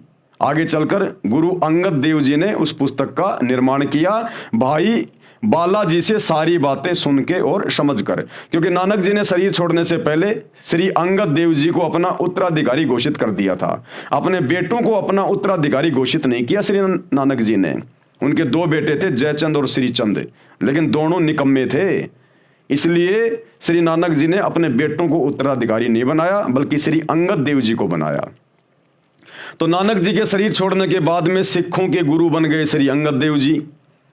अब अंगद देव जी को जो जो बातें नानक जी के साथ में रहने वाले भाई बाला और मर्दाना ने बताई, वो सारी बातें अंगद देव जी ने आगे चलकर एक पुस्तक के रूप में जो है वो लिख दी। तो क्या कहा जा रहा है? सिख धर्म की पुस्तक भाई बाले वाली जन्म साखी में प्रमाण है, साखी मदीने की चली। हिंदी वाली के पेज नंबर 262 पर श्री नानक जी ने 4 इमामों के प्रश्न का जवाब देते हुए कहा है, आखे नानक शाह सच सुन हो 4 इमाम, मक्का है महादेव का ब्राह्मण सन सुल्तान। इसका क्या अनुवाद किया है सतगुरु रामपाल जी भगवान ने, इस कबीर परमात्मा ने? भावार्थ, सतगुरु नानक देव जी ने 4 इमामों से चर्चा करते हुए कहा कि जिस मक्का शहर में जो काबा यानी मंदिर, उसको मंदिर कहते हैं, काबा यानी मंदिर, जिसको आप अपना पवित्र स्थान मानते हो, वह महादेव यानी शिव जी का मंदिर है। इसमें सब देवी देवताओं की मूर्तियां यानी बुत थी। उसकी स्थापना करने वाला सुल्तान यानी राजा एक ब्राह्मण था। जो ये काबा है, जो मक्का मदीना वाला जो ये काबा है, इसकी स्थापना एक ब्राह्मण राजा ने करवाई थी। ब्राह्मण राजा ने शंकर भगवान का मंदिर बनवाया था वो। बाद में सब मूर्तियां उठा दी गई थी। नबी इब्राहिम व हजरत इस्माइल ने इसका पुनः निर्माण करवाया। आगे चलकर फिर उस काबा का नबी इब्राहिम और हजरत इस्माइल ने इसका दोबारा से निर्माण करवाया, और फिर मुसलमानों ने मान लिया ये तो हमारे अल्लाह का काबा है। जिस प्रकार भाइयों और बहनों लाल किले का निर्माण द्वापर युग में पांडवों ने करवाया था, पांडवों ने। उसके बाद में मुगल आए, मुगलों ने अपना राज्य स्थापित कर लिया। 800 साल तक भारत पर दिल्ली के लाल किले में रहकर मुगलों ने शासन किया। तो आज ज्यादातर लोग यही जानते हैं कि ये जो दिल्ली का लाल किला है ये मुसलमानों ने बनाया, ये मुगलों ने बनवाया, जबकि ये द्वापर युग में 5 पांडवों ने बनवाया था। इसको हस्तिनापुर कहते थे, हस्तिनापुर। तो ठीक इसी प्रकार जो काबा है, जो मक्का मदीना है, उसका निर्माण एक ब्राह्मण राजा ने करवाया था। वो भगवान शंकर का मंदिर है, काल के बेटे का, शैतान के बेटे का। लेकिन आगे चलकर फिर हजरत इब्राहिम व हजरत इस्माइल ने इसका दोबारा से निर्माण करवाया था, जिस कारण से मुसलमान इसे अपना मान बैठे। अब आप जी को अपने मतलब की ओर लेके चलता हूं। आप जी को स्पष्ट करना चाहता हूं कि जो यथार्थ आध्यात्मिक ज्ञान सूक्ष्म वेद में यानी 5वें वेद में है, कबीर सागर में और गरीबदास जी की वाणियों में है, वह न गीता में है तथा ना 4 वेदों में है, ना पुराणों में है, ना कुरान शरीफ में है, ना बाइबल में है, ना 6 शास्त्रों तथा न 11 उपनिषदों में है। क्योंकि परमात्मा ने इस काल को, इस शैतान को ये कंप्लीट ज्ञान दिया था। 5 वेद दिए थे, यानी टोटल एक ही ज्ञान था ये कंप्लीट। लेकिन इसने जब उसको पढ़ा, उसको देखा, तो इसमें तो पूरी जानकारी थी कि ये शैतान क्यों बना, इसने परमात्मा अल्लाह कबीर के शतलोक में क्या गलती की थी, जिस कारण से इसको वहां से बाहर निकाल दिया दुर्गा के साथ में। हम बाकी आत्माएं जो काल के ऊपर आसक्ति व्यक्त कर चुकी थी, परमात्मा ने हमें भी दुर्गा के शरीर में सूक्ष्म रूप में डाल के काल के साथ भेज दिया। आगे चलकर फिर काल ने तीन पुत्रों को उत्पन्न किया, दुर्गा के माध्यम से ब्रह्मा विष्णु महेश, उन्हीं के माध्यम से अपना पूरा ढमढमा ये चला रहा है। हिंदू मुसलमान बना के जीवों को इसने उलझा रखा है। तो काल ने देखा ये सारी जानकारी अगर जीवों के पास पहुंच गई तो ये तो सारे वापस चले जाएंगे। तो इस काल ने, शैतान ने, जो मुख्य जानकारी थी उस परमात्मा की, सतलोक की, सचखंड की, वो इसने छुपा दी, इसने मिटा दी, डिलीट कर दी। और बाकी का ज्ञान इसने अपने बड़े बेटे श्री ब्रह्मा जी को दे दिया। अब ब्रह्मा जी ने आगे फिर अपने पुत्रों को दे दिया, अपने वंशजों को दे दिया, दक्ष को दे दिया, मनु को दे दिया। इन्होंने आगे चलकर इन वेदों को 4 भागों में बांट दिया, डिवाइड कर दिया, यजुर्वेद, ऋग्वेद, सामवेद और अथर्ववेद। तो सबसे पुराने जो ग्रंथ है इस शैतान के लोक के, वो ये 4 वेद है।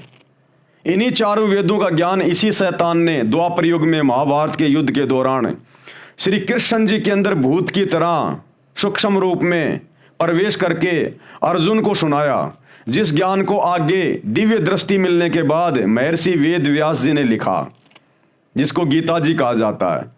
तो 4 वेदों का और गीता का ज्ञान एक ही है। 4 वेदों का ज्ञान थोड़ा सा फैला हुआ है, गीता में उसको शॉर्ट करके सांकेतिक रूप में लिख दिया गया।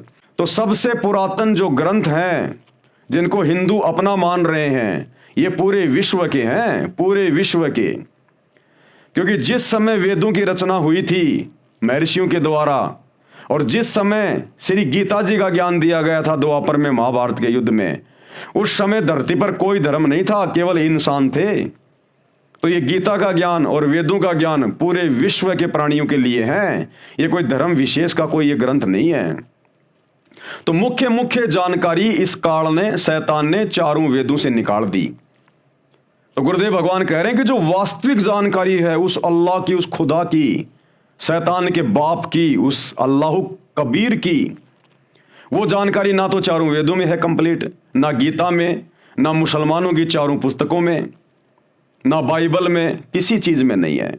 इसलिए वो कंप्लीट जानकारी कि सृष्टि कैसे रची गई, ये शैतान कौन है, ये काल कौन है, ये ब्रह्मा विष्णु महेश के माध्यम से कैसे अपना षड्यंत्र इसने फैला रखा है, कैसे ये अपने पैगंबर भेज के मुसलमान धर्म बना के फिर वहां पर इसने पैगंबर भेजने शुरू कर दिए, इधर हिंदू धर्म बना के उसने अपने अवतार भेजने शुरू कर दिए। ये कैसे तुम जीवों को भ्रमित करता है अपने भोजन के लिए, तुम्हें खाने के लिए, फिर तुम्हें 84 लाख योनियों में डाल देता है। तो ये कंप्लीट जानकारी देने के लिए वो अल्लाह कबीर, वो खुदा स्वयं यहां पर सतगुरु रूप में आता है, मुर्शिद रूप में आता है, और यहाँ आकर सत्संग करता है, जैसे आज वर्तमान में दे रहा वही अल्लाह कबीर ज्ञान सतगुरु रामपाल जी के रूप में। इसलिए हमने उनके ज्ञान को सुनना चाहिए, समझना चाहिए। ये काल के द्वारा, शैतान के द्वारा बनाए गए धर्म और जातियों की जंजीरों से पीछे हटके, तब हमारा आत्मा का कल्याण होगा, नहीं तो नहीं होगा। यहाँ के किसी भी धर्म ग्रंथ में सूक्ष्म वेद को छोड़कर, यानी कबीर परमात्मा के द्वारा जब वो चारों युगों में आते हैं और यहाँ आकर अपना ज्ञान देते हैं, फिर उसको लिपिबद्ध करवाते हैं, वो ज्ञान फिर वो सुनाते हैं। जैसे 650 साल पहले यही कबीर भगवान 650 साल पहले ये बनारस में आए कबीर दास नाम से, और इन्होंने एक अच्छी आत्मा धर्मदास जी के माध्यम से कबीर सागर लिखवाया 1800 पेज का। फिर गरीबदास जी के माध्यम से उसी कबीर परमात्मा ने गरीबदास जी के सामने सतलोक से आकर ये प्रकट हुए, गांव छुडानी जिला झज्जर हरियाणा में। गरीबदास जी की आत्मा को अपने साथ ऊपर लेकर गए, जो अभी आपको समझाया बताया। फिर गरीबदास जी के माध्यम से जो जो इन्होंने गरीबदास जी को दिखाया, पूरे शैतान के लोगों की व्यवस्था और पूरा ऊपर का वो सतलोक, फिर गरीबदास जी के माध्यम से उनको दिव्य दृष्टि देकर इन्होंने सदग्रंथ साहिब लिखवाया, अमर ग्रंथ लिखवाया, जिसमें 24,000 वाणियां हैं, जिसको आधार बनाकर सतगुरु रामपाल जी हमें ये सतज्ञान समझा रहे हैं। तो सूक्ष्म वेद के अलावा किसी भी वेद में, किसी भी धर्म की कोई भी पुस्तक में कंप्लीट सच्चे खुदा की सच्ची इबादत का ज्ञान नहीं है। उदाहरण जैसे 10वीं कक्षा तक का पाठ्यक्रम गलत नहीं है, परंतु उसमें BA तथा MA वाला ज्ञान नहीं है। जिस प्रकार 10वीं तक के सिलेबस में भी ज्ञान है, लेकिन कंप्लीट नहीं है, BA और MA का नहीं है। इसी प्रकार वेदों में भी ज्ञान है, गीता में भी ज्ञान है, परमात्मा की थोड़ी बहुत जानकारी है, लेकिन भक्ति केवल इस शैतान तक की है। लेकिन इन वेदों में और मुसलमान भाइयों की इन 4 आसमानी पुस्तकों में कंप्लीट ज्ञान नहीं है, केवल 10वीं तक का ज्ञान है, BA MA का ज्ञान नहीं है, उस कबीर परमात्मा के बारे में जानकारी नहीं है। जैसे उदाहरण, जैसे 10वीं कक्षा तक का पाठ्यक्रम गलत नहीं है, परंतु उसमें BA तथा MA वाला ज्ञान नहीं है। वह पाठ्यक्रम गलत नहीं है, परंतु पर्याप्त भी नहीं है, समझने के लिए इतना ही पर्याप्त है। यानी उसमें ज्ञान जो है वो आधा अधूरा है। उस ज्ञान को सुनकर समझकर हम मोक्ष प्राप्त नहीं कर सकते, गधे कुत्ते बनने से नहीं बच सकते, नरक में जाने से नहीं बच सकते, केवल काल तक की साधना में रहेंगे। इनमें केवल इतना ही ज्ञान है। कंप्लीट ज्ञान सूक्ष्म वेद में मिलेगा, सतगुरु स्वयं आकर समझाएगा, जो आज समझा रहे हैं। प्रश्न किया किसी ने, संसार के शास्त्र तथा संत परमात्मा के विषय में क्या जानकारी देते हैं, यानी दुनिया भर के जो शास्त्र हैं वो संत या परमात्मा के विषय में क्या जानकारी देते हैं। उत्तर दिया गुरुदेव भगवान ने, विश्व के मुख्य शास्त्रों में, सदग्रंथों में परमात्मा को बहुत अच्छे तरीके से परिभाषित किया है। पहले ये जानते हैं कि विश्व के मुख्य शास्त्र यानी सदग्रंथ कौन से हैं। नंबर 1, वेद। वेद 2 प्रकार के हैं, सूक्ष्म वेद और सामान्य वेद। सामान्य वेद आपको बता दिए, ये 4 वेद जो शैतान ने अपने बेटे ब्रह्मा को दिए, ब्रह्मा ने अपने वंशजों को दिए। आगे चलकर इनकी 4 मोटी मोटी पुस्तकें बता दी गई, जिनमें केवल शैतान यानी काल तक का ज्ञान है। तो वेद 2 प्रकार के हैं, एक तो सामान्य वेद, ये 4 वेद, और दूसरा सूक्ष्म वेद जो कबीर भगवान स्वयं आके ज्ञान बताता है। वो कबीर सागर, वो गरीबदास जी का ग्रंथ, और वर्तमान में सतगुरु रामपाल जी ने जो पुस्तकें लिखी हैं, ये हैं सूक्ष्म वेद। वेद 2 प्रकार के हैं, सूक्ष्म वेद और सामान्य वेद। अब ये सूक्ष्म वेद क्या है? ये वह ज्ञान है जिसको अल्लाह ताला यानी समर्थ परमात्मा स्वयं पृथ्वी पर प्रकट होकर अपने मुख कमल से वाणी उच्चारण करके बोलता है। यह संपूर्ण अध्यात्म ज्ञान है। इसका कहां प्रमाण है? ऋग्वेद मंडल 9 सूक्त 86 मंत्र 26 और 27 में, ऋग्वेद मंडल 9 सूक्त 82 मंत्र 1 व 2 में, ऋग्वेद मंडल 9 सूक्त 94 मंत्र 1 में, ऋग्वेद मंडल 9 सूक्त 95 मंत्र 2 में, ऋग्वेद मंडल 9 सूक्त 20 मंत्र 1 में, ऋग्वेद मंडल 9 सूक्त 96 मंत्र 17 से 20 में, ऋग्वेद मंडल 9 सूक्त 54 मंत्र 3, यजुर्वेद अध्याय 9 मंत्र 1 तथा 32 में, यजुर्वेद अध्याय 29 मंत्र 25, अथर्ववेद कांड 4 अनुवाक 1 मंत्र 7, सामवेद मंत्र संख्या 822 में। अब ज्ञानहीन लोग कहते हैं सतगुरु रामपाल जी को संस्कृत नहीं आती, हिंदू कहते हैं तुम्हारे गुरु जी को संस्कृत तो आती नहीं। अरे तुम संस्कृत के विद्वानों ने, सतयुग में वेद लिखे गए थे, 39 लाख साल हो गई, आज तक तुम परमात्मा के नाम का जिक्र भी नहीं कर पाए। और सतगुरु रामपाल जी ने ये सारे वेद खोल खोल के रख दिए। देख लो आंख फाड़ के। भाषा का काम केवल इतना होता है, अपने विचार दूसरे तक प्रकट करना। और ये परमात्मा है, अल्लाह कबीर है धरती पर सतगुरु रामपाल जी। इनको पढ़ाई पढ़ने की जरूरत नहीं है। पढ़ाई पढ़ने की जरूरत पड़ती है इंसानों को। इस परमेश्वर ने तो भाषाएं पैदा की हैं, तभी तो खोल खोल के चारों वेदों का जूस निकाल दिया। मुसलमान धर्म की चारों आसमानी पुस्तकों का जूस निकाल के रख दिया कि क्या मतलब का ज्ञान है। देख लो तुम्हारी आंखों के सामने अल्लाह कौन है, भगवान कौन है, सच्ची इबादत क्या है। अन्य प्रमाण श्रीमद् भगवत गीता अध्याय 4 मंत्र 32 में है, कहा है कि सच्चिदानंद घन ब्रह्म यानी कबीर परमात्मा, वो कबीर देव, वो कबीर भगवान जिसको सच्चिदानंद घन ब्रह्म कहा गया है, यानी सत्य पुरुष यानी अविनाशी परमात्मा अपने मुख कमल से वाणी बोलकर तत्व ज्ञान विस्तार से कहता है, जैसे आज वर्तमान में कह रहे हैं सतगुरु रामपाल जी। कारण परमात्मा ने सृष्टि के प्रारंभ में संपूर्ण ज्ञान इस ब्रह्म यानी शैतान को, काल को, सूक्ष्म वेद में जिसको ज्योति निरंजन भी कहते हैं, ज्योति निरंजन अर्थात काल पुरुष के अंतःकरण में डाला था, यानी फैक्स किया था। परमात्मा द्वारा किए निर्धारित समय पर यह ज्ञान स्वयं ही काल पुरुष के श्वासों द्वारा समुद्र में प्रकट हो गया। ये परमात्मा है भाई और बहनों, ये अल्लाह कबीर है, सारी सिद्धियों का स्वामी है। इन्होंने जो समय निर्धारित किया हुआ है उस समय पर इस शैतान, इस काल की श्वासों के माध्यम से ये वेदों का ज्ञान बाहर प्रकट हुआ। जिस प्रकार परमात्मा ने विधान बना रखा है कि 9 महीने होते ही माता के गर्भ से बच्चा बाहर आएगा तो आएगा, उसे कोई रोक नहीं सकता। ये परमात्मा का बनाया गया विधान है, अल्लाह कबीर का। तो इसी प्रकार उस परमात्मा ने अपना विधान बना दिया था उस काल को, जब सतलोक से बाहर निकाला था शैतान को। इसकी श्वासों के माध्यम से वो समय आने पर ये वेदों का ज्ञान जो है ये प्रकट हुआ। वो ज्ञान इसने अपने बेटे ब्रह्मा को दे दिया।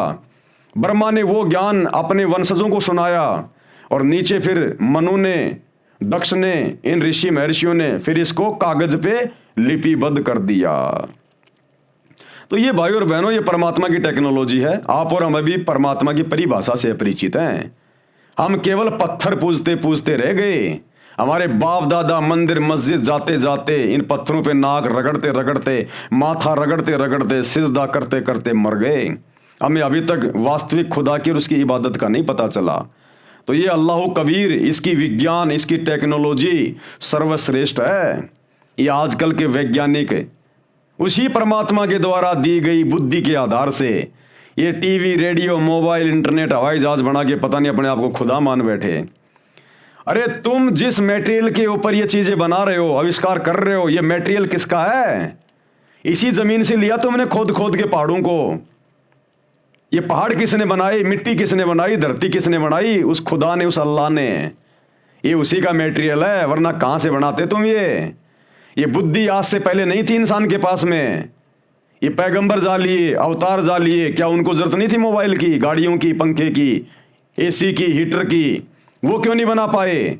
आज क्यों बना रहा इंसान? इसी कबीर अल्लाह ने, सतगुरु रामपाल जी ने इंसान को बुद्धि दी है।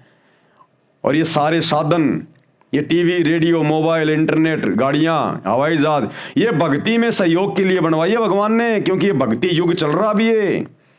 2028 के बाद जितनी भी आत्माएं बचेंगी महाविनाश के बाद, वो सब सतगुरु रामपाल जी की भक्ति करेंगी। और भविष्य मालिका कहती है टोटल 64 करोड़ व्यक्ति बचेंगे पूरे विश्व में, इतना विनाश होगा। उसके बाद ये विज्ञान हम भक्तों के काम आएगी। अभी तो काल शैतान बकवास ज्यादा करवा रहा है। फिल्में बनवा दी, अश्लील फिल्में बनवा दी, दुनिया भर के लोग शॉर्ट वीडियो, रील वगैरह। ये परमात्मा सतगुरु रामपाल जी के सत्संग सुनने और सुनाने के लिए ये मोबाइल बने, ये टीवी बने। भगत भाई बहनों ने आपस में अपने परमात्मा की, अपने गुरु की ज्ञान चर्चा के लिए ये मोबाइल बनवाए। आजकल इनमें बकवास चल रही है, ये 2-4 साल की बकवास है, उसके बाद कुछ नहीं है। भक्ति चलेगी पूरे विश्व में। ये एरोप्लेन, हेलीकॉप्टर, गाड़ियां, ये सत्संग में आने जाने के लिए परमात्मा ने बनवाई हैं। ये फालतू में 2 नंबर के काम करने के लिए नहीं बनवाई। ये तो शैतान इनका दुरुपयोग करवा रहा है, वर्तमान में आपके कर्म फुड़वा रहा है। आने वाले समय में इस कबीर भगवान सतगुरु रामपाल जी के द्वारा इंसान को बुद्धि देकर बनवाई गई इन प्रत्येक वैज्ञानिक वस्तुओं का प्रयोग उपयोग केवल भक्ति में होगा। तो ये थोड़े समय की बकवाद है, ज्यादा की नहीं है। तो क्या कह रहे हैं, ज्योति निरंजन अर्थात काल पुरुष के अंतःकरण में डाला था ये ज्ञान, ये वेद उस कबीर अल्लाह ने फैक्स किया था। परमात्मा द्वारा किए निर्धारित समय पर यह ज्ञान स्वयं ही काल पुरुष के श्वासों द्वारा समुद्र में प्रकट हो गया।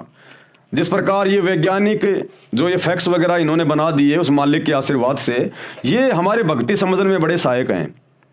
अब लोग कहेंगे उस परमात्मा ने सतलोक में बैठे बैठे लाखों किलोमीटर दूर से, करोड़ों अरबों किलोमीटर दूर से काल के अंतःकरण में कैसे भेज दिया वो ज्ञान, वो कैसे हो गया फैक्स।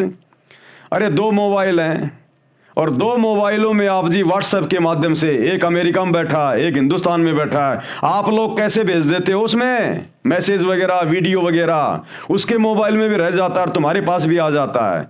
बॉम्बे में बैठा आदमी दिल्ली में फैक्स करता है, वो कागज वहां कैसे निकल जाता है। ये परमात्मा ने ये विज्ञान थोड़ी सी -1 पॉइंट बस इतना ही ज्ञान दिया जीव को, ज्यादा की आवश्यकता नहीं। और इतने में ये जीव अपने आप को खुदा मान बैठा, भगवान मान बैठा। तो परमात्मा के ज्ञान से इंसान को बुद्धि आएगी। ये सब कुछ भगवान का है, हमारा कुछ नहीं है। हम जीव हैं 2 कोड़ी के। कल को पागल हो गया, लैट्रिन गोबर खाता फिरता है। इंसान की इतनी औकात है, इससे ज्यादा नहीं है। तो ये परमात्मा ने बनवाई ये सारी चीजें इंसान को बुद्धि देके। आज से पहले कहां थे टीवी रेडियो मोबाइल इंटरनेट? अरे कहां थे 20-30 साल पहले ये मोबाइल? क्या उस समय लोगों की रिश्तेदारियां नहीं होती थी? क्या आपस में बात करने की उनकी इच्छा नहीं होती थी? कोई मर जाता था तो 10 दिन बाद में जाके मालूम पड़ता था वो मर गया, और आज 1 सेकंड में आज ही वो मर गया। तो क्या पहले आवश्यकता नहीं थी? क्या पहले लोगों की रिश्तेदारियां नहीं थी? लोग आते जाते नहीं थे? पैदल जाया करते थे, बैलगाड़ी जोड़ के, ऊंट गाड़ी जोड़ के महीनों भर लग जाते थे। और आज एरोप्लेन में बैठो, 700 किलोमीटर प्रति घंटा की रफ्तार से तुरंत पहुंच जाओ, अपनी खुद की गाड़ी में जाओ, ट्रेन में जाओ। क्या पहले आवश्यकता नहीं थी क्या इंसान को इन चीजों की? ढंग की रोड भी नहीं थी, गर्मियों में एक पंखा भी नहीं बनाया किसी ने। ये परमात्मा ने आज बनवानी थी और आज इसने बनवा दी। और आने वाले समय में ये सारी चीजें केवल भक्ति में काम आएंगी। और जो बकवाद करेगा उनके मोबाइल में आग लग जाया करेगी, फूटेंगे, उनके टीवी जल जाया करेंगे। इस परमेश्वर ने भक्ति के लिए बनवाई है चीजें। अब आगे इनका दुरुपयोग नहीं होगा, जब उसका ठीक का समय आ जाएगा 2028 के बाद। परमात्मा द्वारा किए निर्धारित समय पर यह ज्ञान स्वयं ही काल पुरुष के श्वासों द्वारा समुद्र में प्रकट हो गया।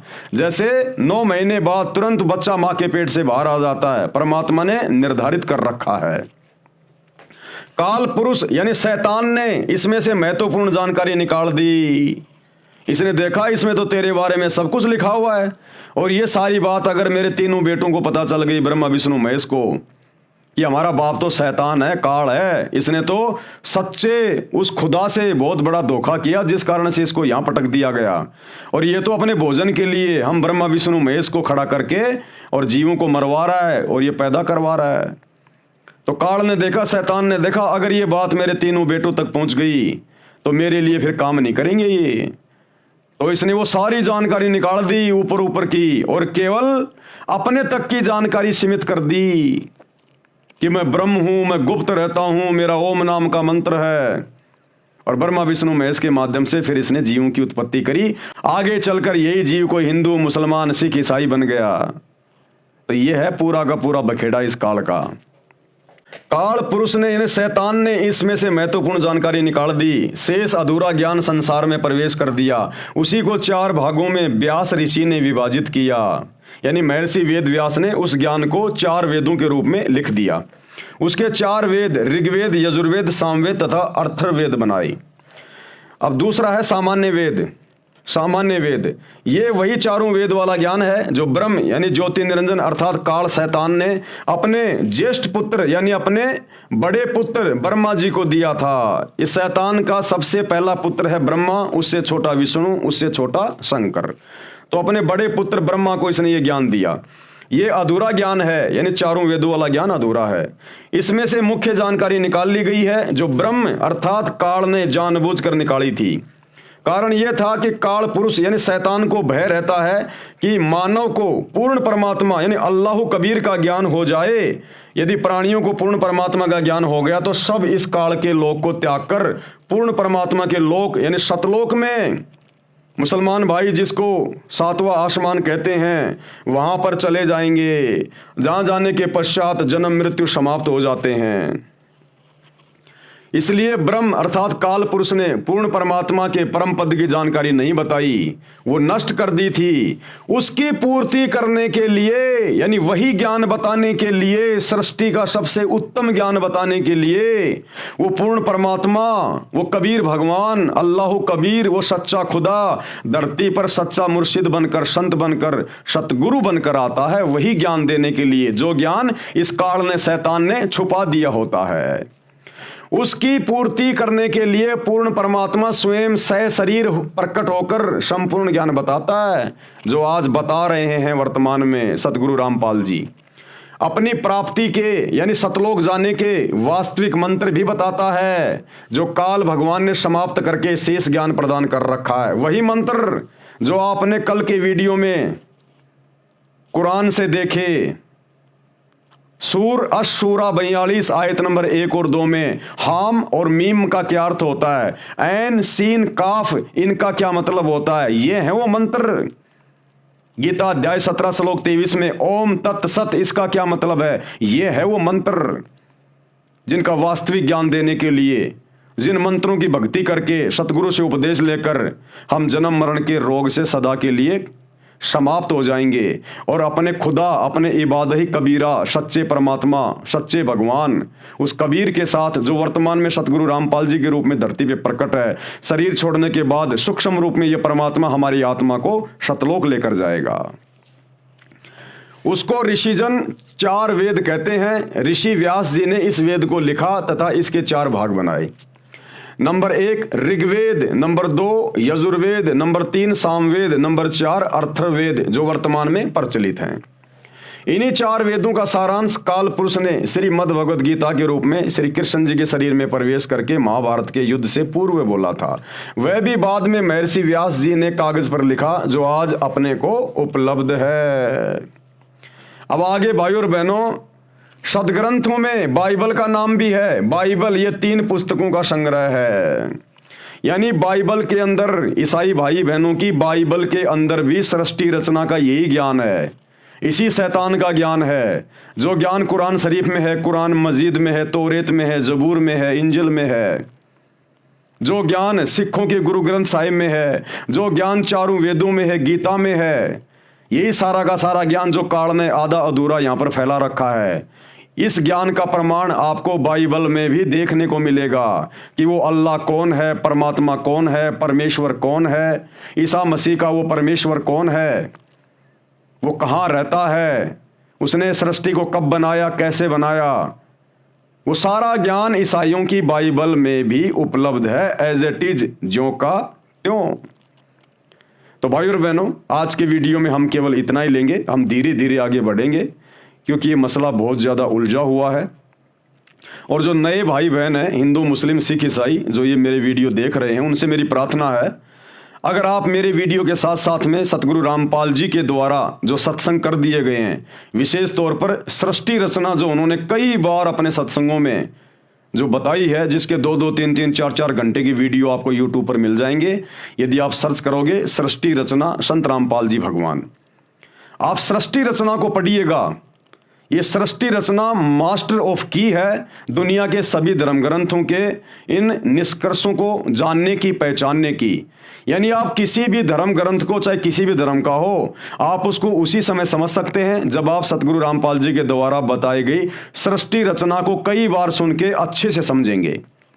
उस सृष्टि रचना में सभी धर्मों के धर्म ग्रंथों की भी वो जानकारी दे रहे हैं, विद प्रमाण दिखा रहे हैं कि मुसलमानों की 4 पुस्तकों में सृष्टि रचना का जिक्र कहाँ है, हिंदुओं के 4 वेदों में और गीता में कहाँ है, बाइबल में कहाँ है। उसके बाद आप मेरे वीडियो बहुत अच्छे से समझने लगोगे। और भाइयों और बहनों, ये मनुष्य जन्म बहुत अनमोल है, परमात्मा ने मेहर बख्शी है। जिस समय आज वे धरती पे प्रकट हैं संत रूप में, उस समय आप और हमारे को ये मनुष्य जन्म प्राप्त होना, ये बड़ा परम सौभाग्य है। आज हम अपना आत्म कल्याण करवा सकते हैं, उद्धार करवा सकते हैं। केवल यही वो समय है थोड़ा सा, जब तक सतगुरु रामपाल जी धरती पे हैं, हम मोक्ष प्राप्त कर सकते हैं। अन्यथा कितनी भक्ति कर लो, कितनी साधना कर लो, हम इसी शैतान के जाल में फंसे रहते हैं। तो आज जितने भी स्त्री और पुरुष पूरे विश्व में, पूरे संसार में हैं, जिनका जन्म है इस समय जब ये अल्लाह कबीर सतगुरु रामपाल जी धरती पे प्रकट है, हमारा परम सौभाग्य है। हम शैतान के षड्यंत्र से बाहर निकल सकते हैं, जन्म मरण का रोग समाप्त करवा सकते हैं, गधे कुत्ते बनने से, नरक में जाने से, दुर्गति करवाने से बच सकते हैं। तो भले आप किसी भी धर्म में आपका जन्म है, आप निष्पक्ष होकर थोड़ा धैर्य के साथ में और सतगुरु रामपाल जी के सत्संग, विशेषकर सृष्टि रचना को सुनने का, समझने का प्रयास करें। भाई और बहनों, जीवन बदल जाएगा, जीने का तरीका बदल जाएगा। जिस भक्ति के लिए हमें ये मनुष्य शरीर मिलता है, स्त्री या पुरुष का, हमारा वो मकसद सफल हो जाएगा। अन्यथा हम फिर लंबे समय के लिए, अनंत युगों के लिए, करोड़ों युगों के लिए हम मां कष्ट भोगने के लिए फिर काल के हत्थे चढ़ जाएंगे। तो अपनी आत्मा का कल्याण करवाओ। ये शरीर छूटने के बाद अगर भक्ति नहीं करी, आज अगर भक्ति करी नहीं, मान बढ़ाई में, अहंकार में फूले रहे, मेरा धर्म बड़ा, मेरा खुदा बड़ा, मेरा राम बड़ा, ना खुदा बड़ा ना राम बड़ा, जो बड़ा है वो आज धरती पे आया हुआ है, उसकी तुम सुन नहीं रहे, तो भाई फिर काल के हत्थे चढ़ जाओगे, बहुत बात बिगड़ जाएगी, फिर लेन देन में नहीं आएगी फिर ये बात है। तो विनती है, प्रार्थना है, निष्पक्ष होके सुनो। आप सब धर्म के मानने वालों की धर्म की पुस्तकों से दिखाया जा रहा है, फिर तो कोई संशय नहीं होना चाहिए ना। कोई अपनी तरफ से बताए, मनमाने रूप से बताए तो बात अलग है। जो गूढ़ ज्ञान मुसलमान धर्म के मुल्ला मौलवी आज तक नहीं बता पाए, जो गूढ़ ज्ञान चारों वेदों से आचार्य शंकराचार्य नहीं बता पाए, कोई पोप पादरी बाइबल से नहीं बता पाया, वो ज्ञान सतगुरु रामपाल जी बता रहे हैं। अरे कम से कम ये सोच के तो विचार करो ये कि ये कौन शक्ति है, कोई बता सकता है? किसी ने बताया क्या आज तक? हिंदू धर्म के चारों शंकराचार्यों को भी चारों वेदों का ज्ञान नहीं है। चारों शंकराचार्यों ने एक एक वेद को बांट रखा है, क्या खाक ज्ञान है उनको। और सतगुरु रामपाल जी ने पूरी दुनिया के धर्म ग्रंथों को खोल के रख दिया। तो ये स्वयं अल्लाह कबीर है, पहचानो अपने पिता को। तो भाई और बहनों, आज की वीडियो में केवल इतना ही। कल रात्रि 8 बजे सभी भाई बहन फिर से जुड़िए। तब तक गुरुदेव भगवान हम सबको आज्ञा दें, सद्बुद्धि दें, आशीर्वाद दें। बंदी छोड़ अल्लाह कबीर, सतगुरु रामपाल जी परमेश्वर जी की जय हो।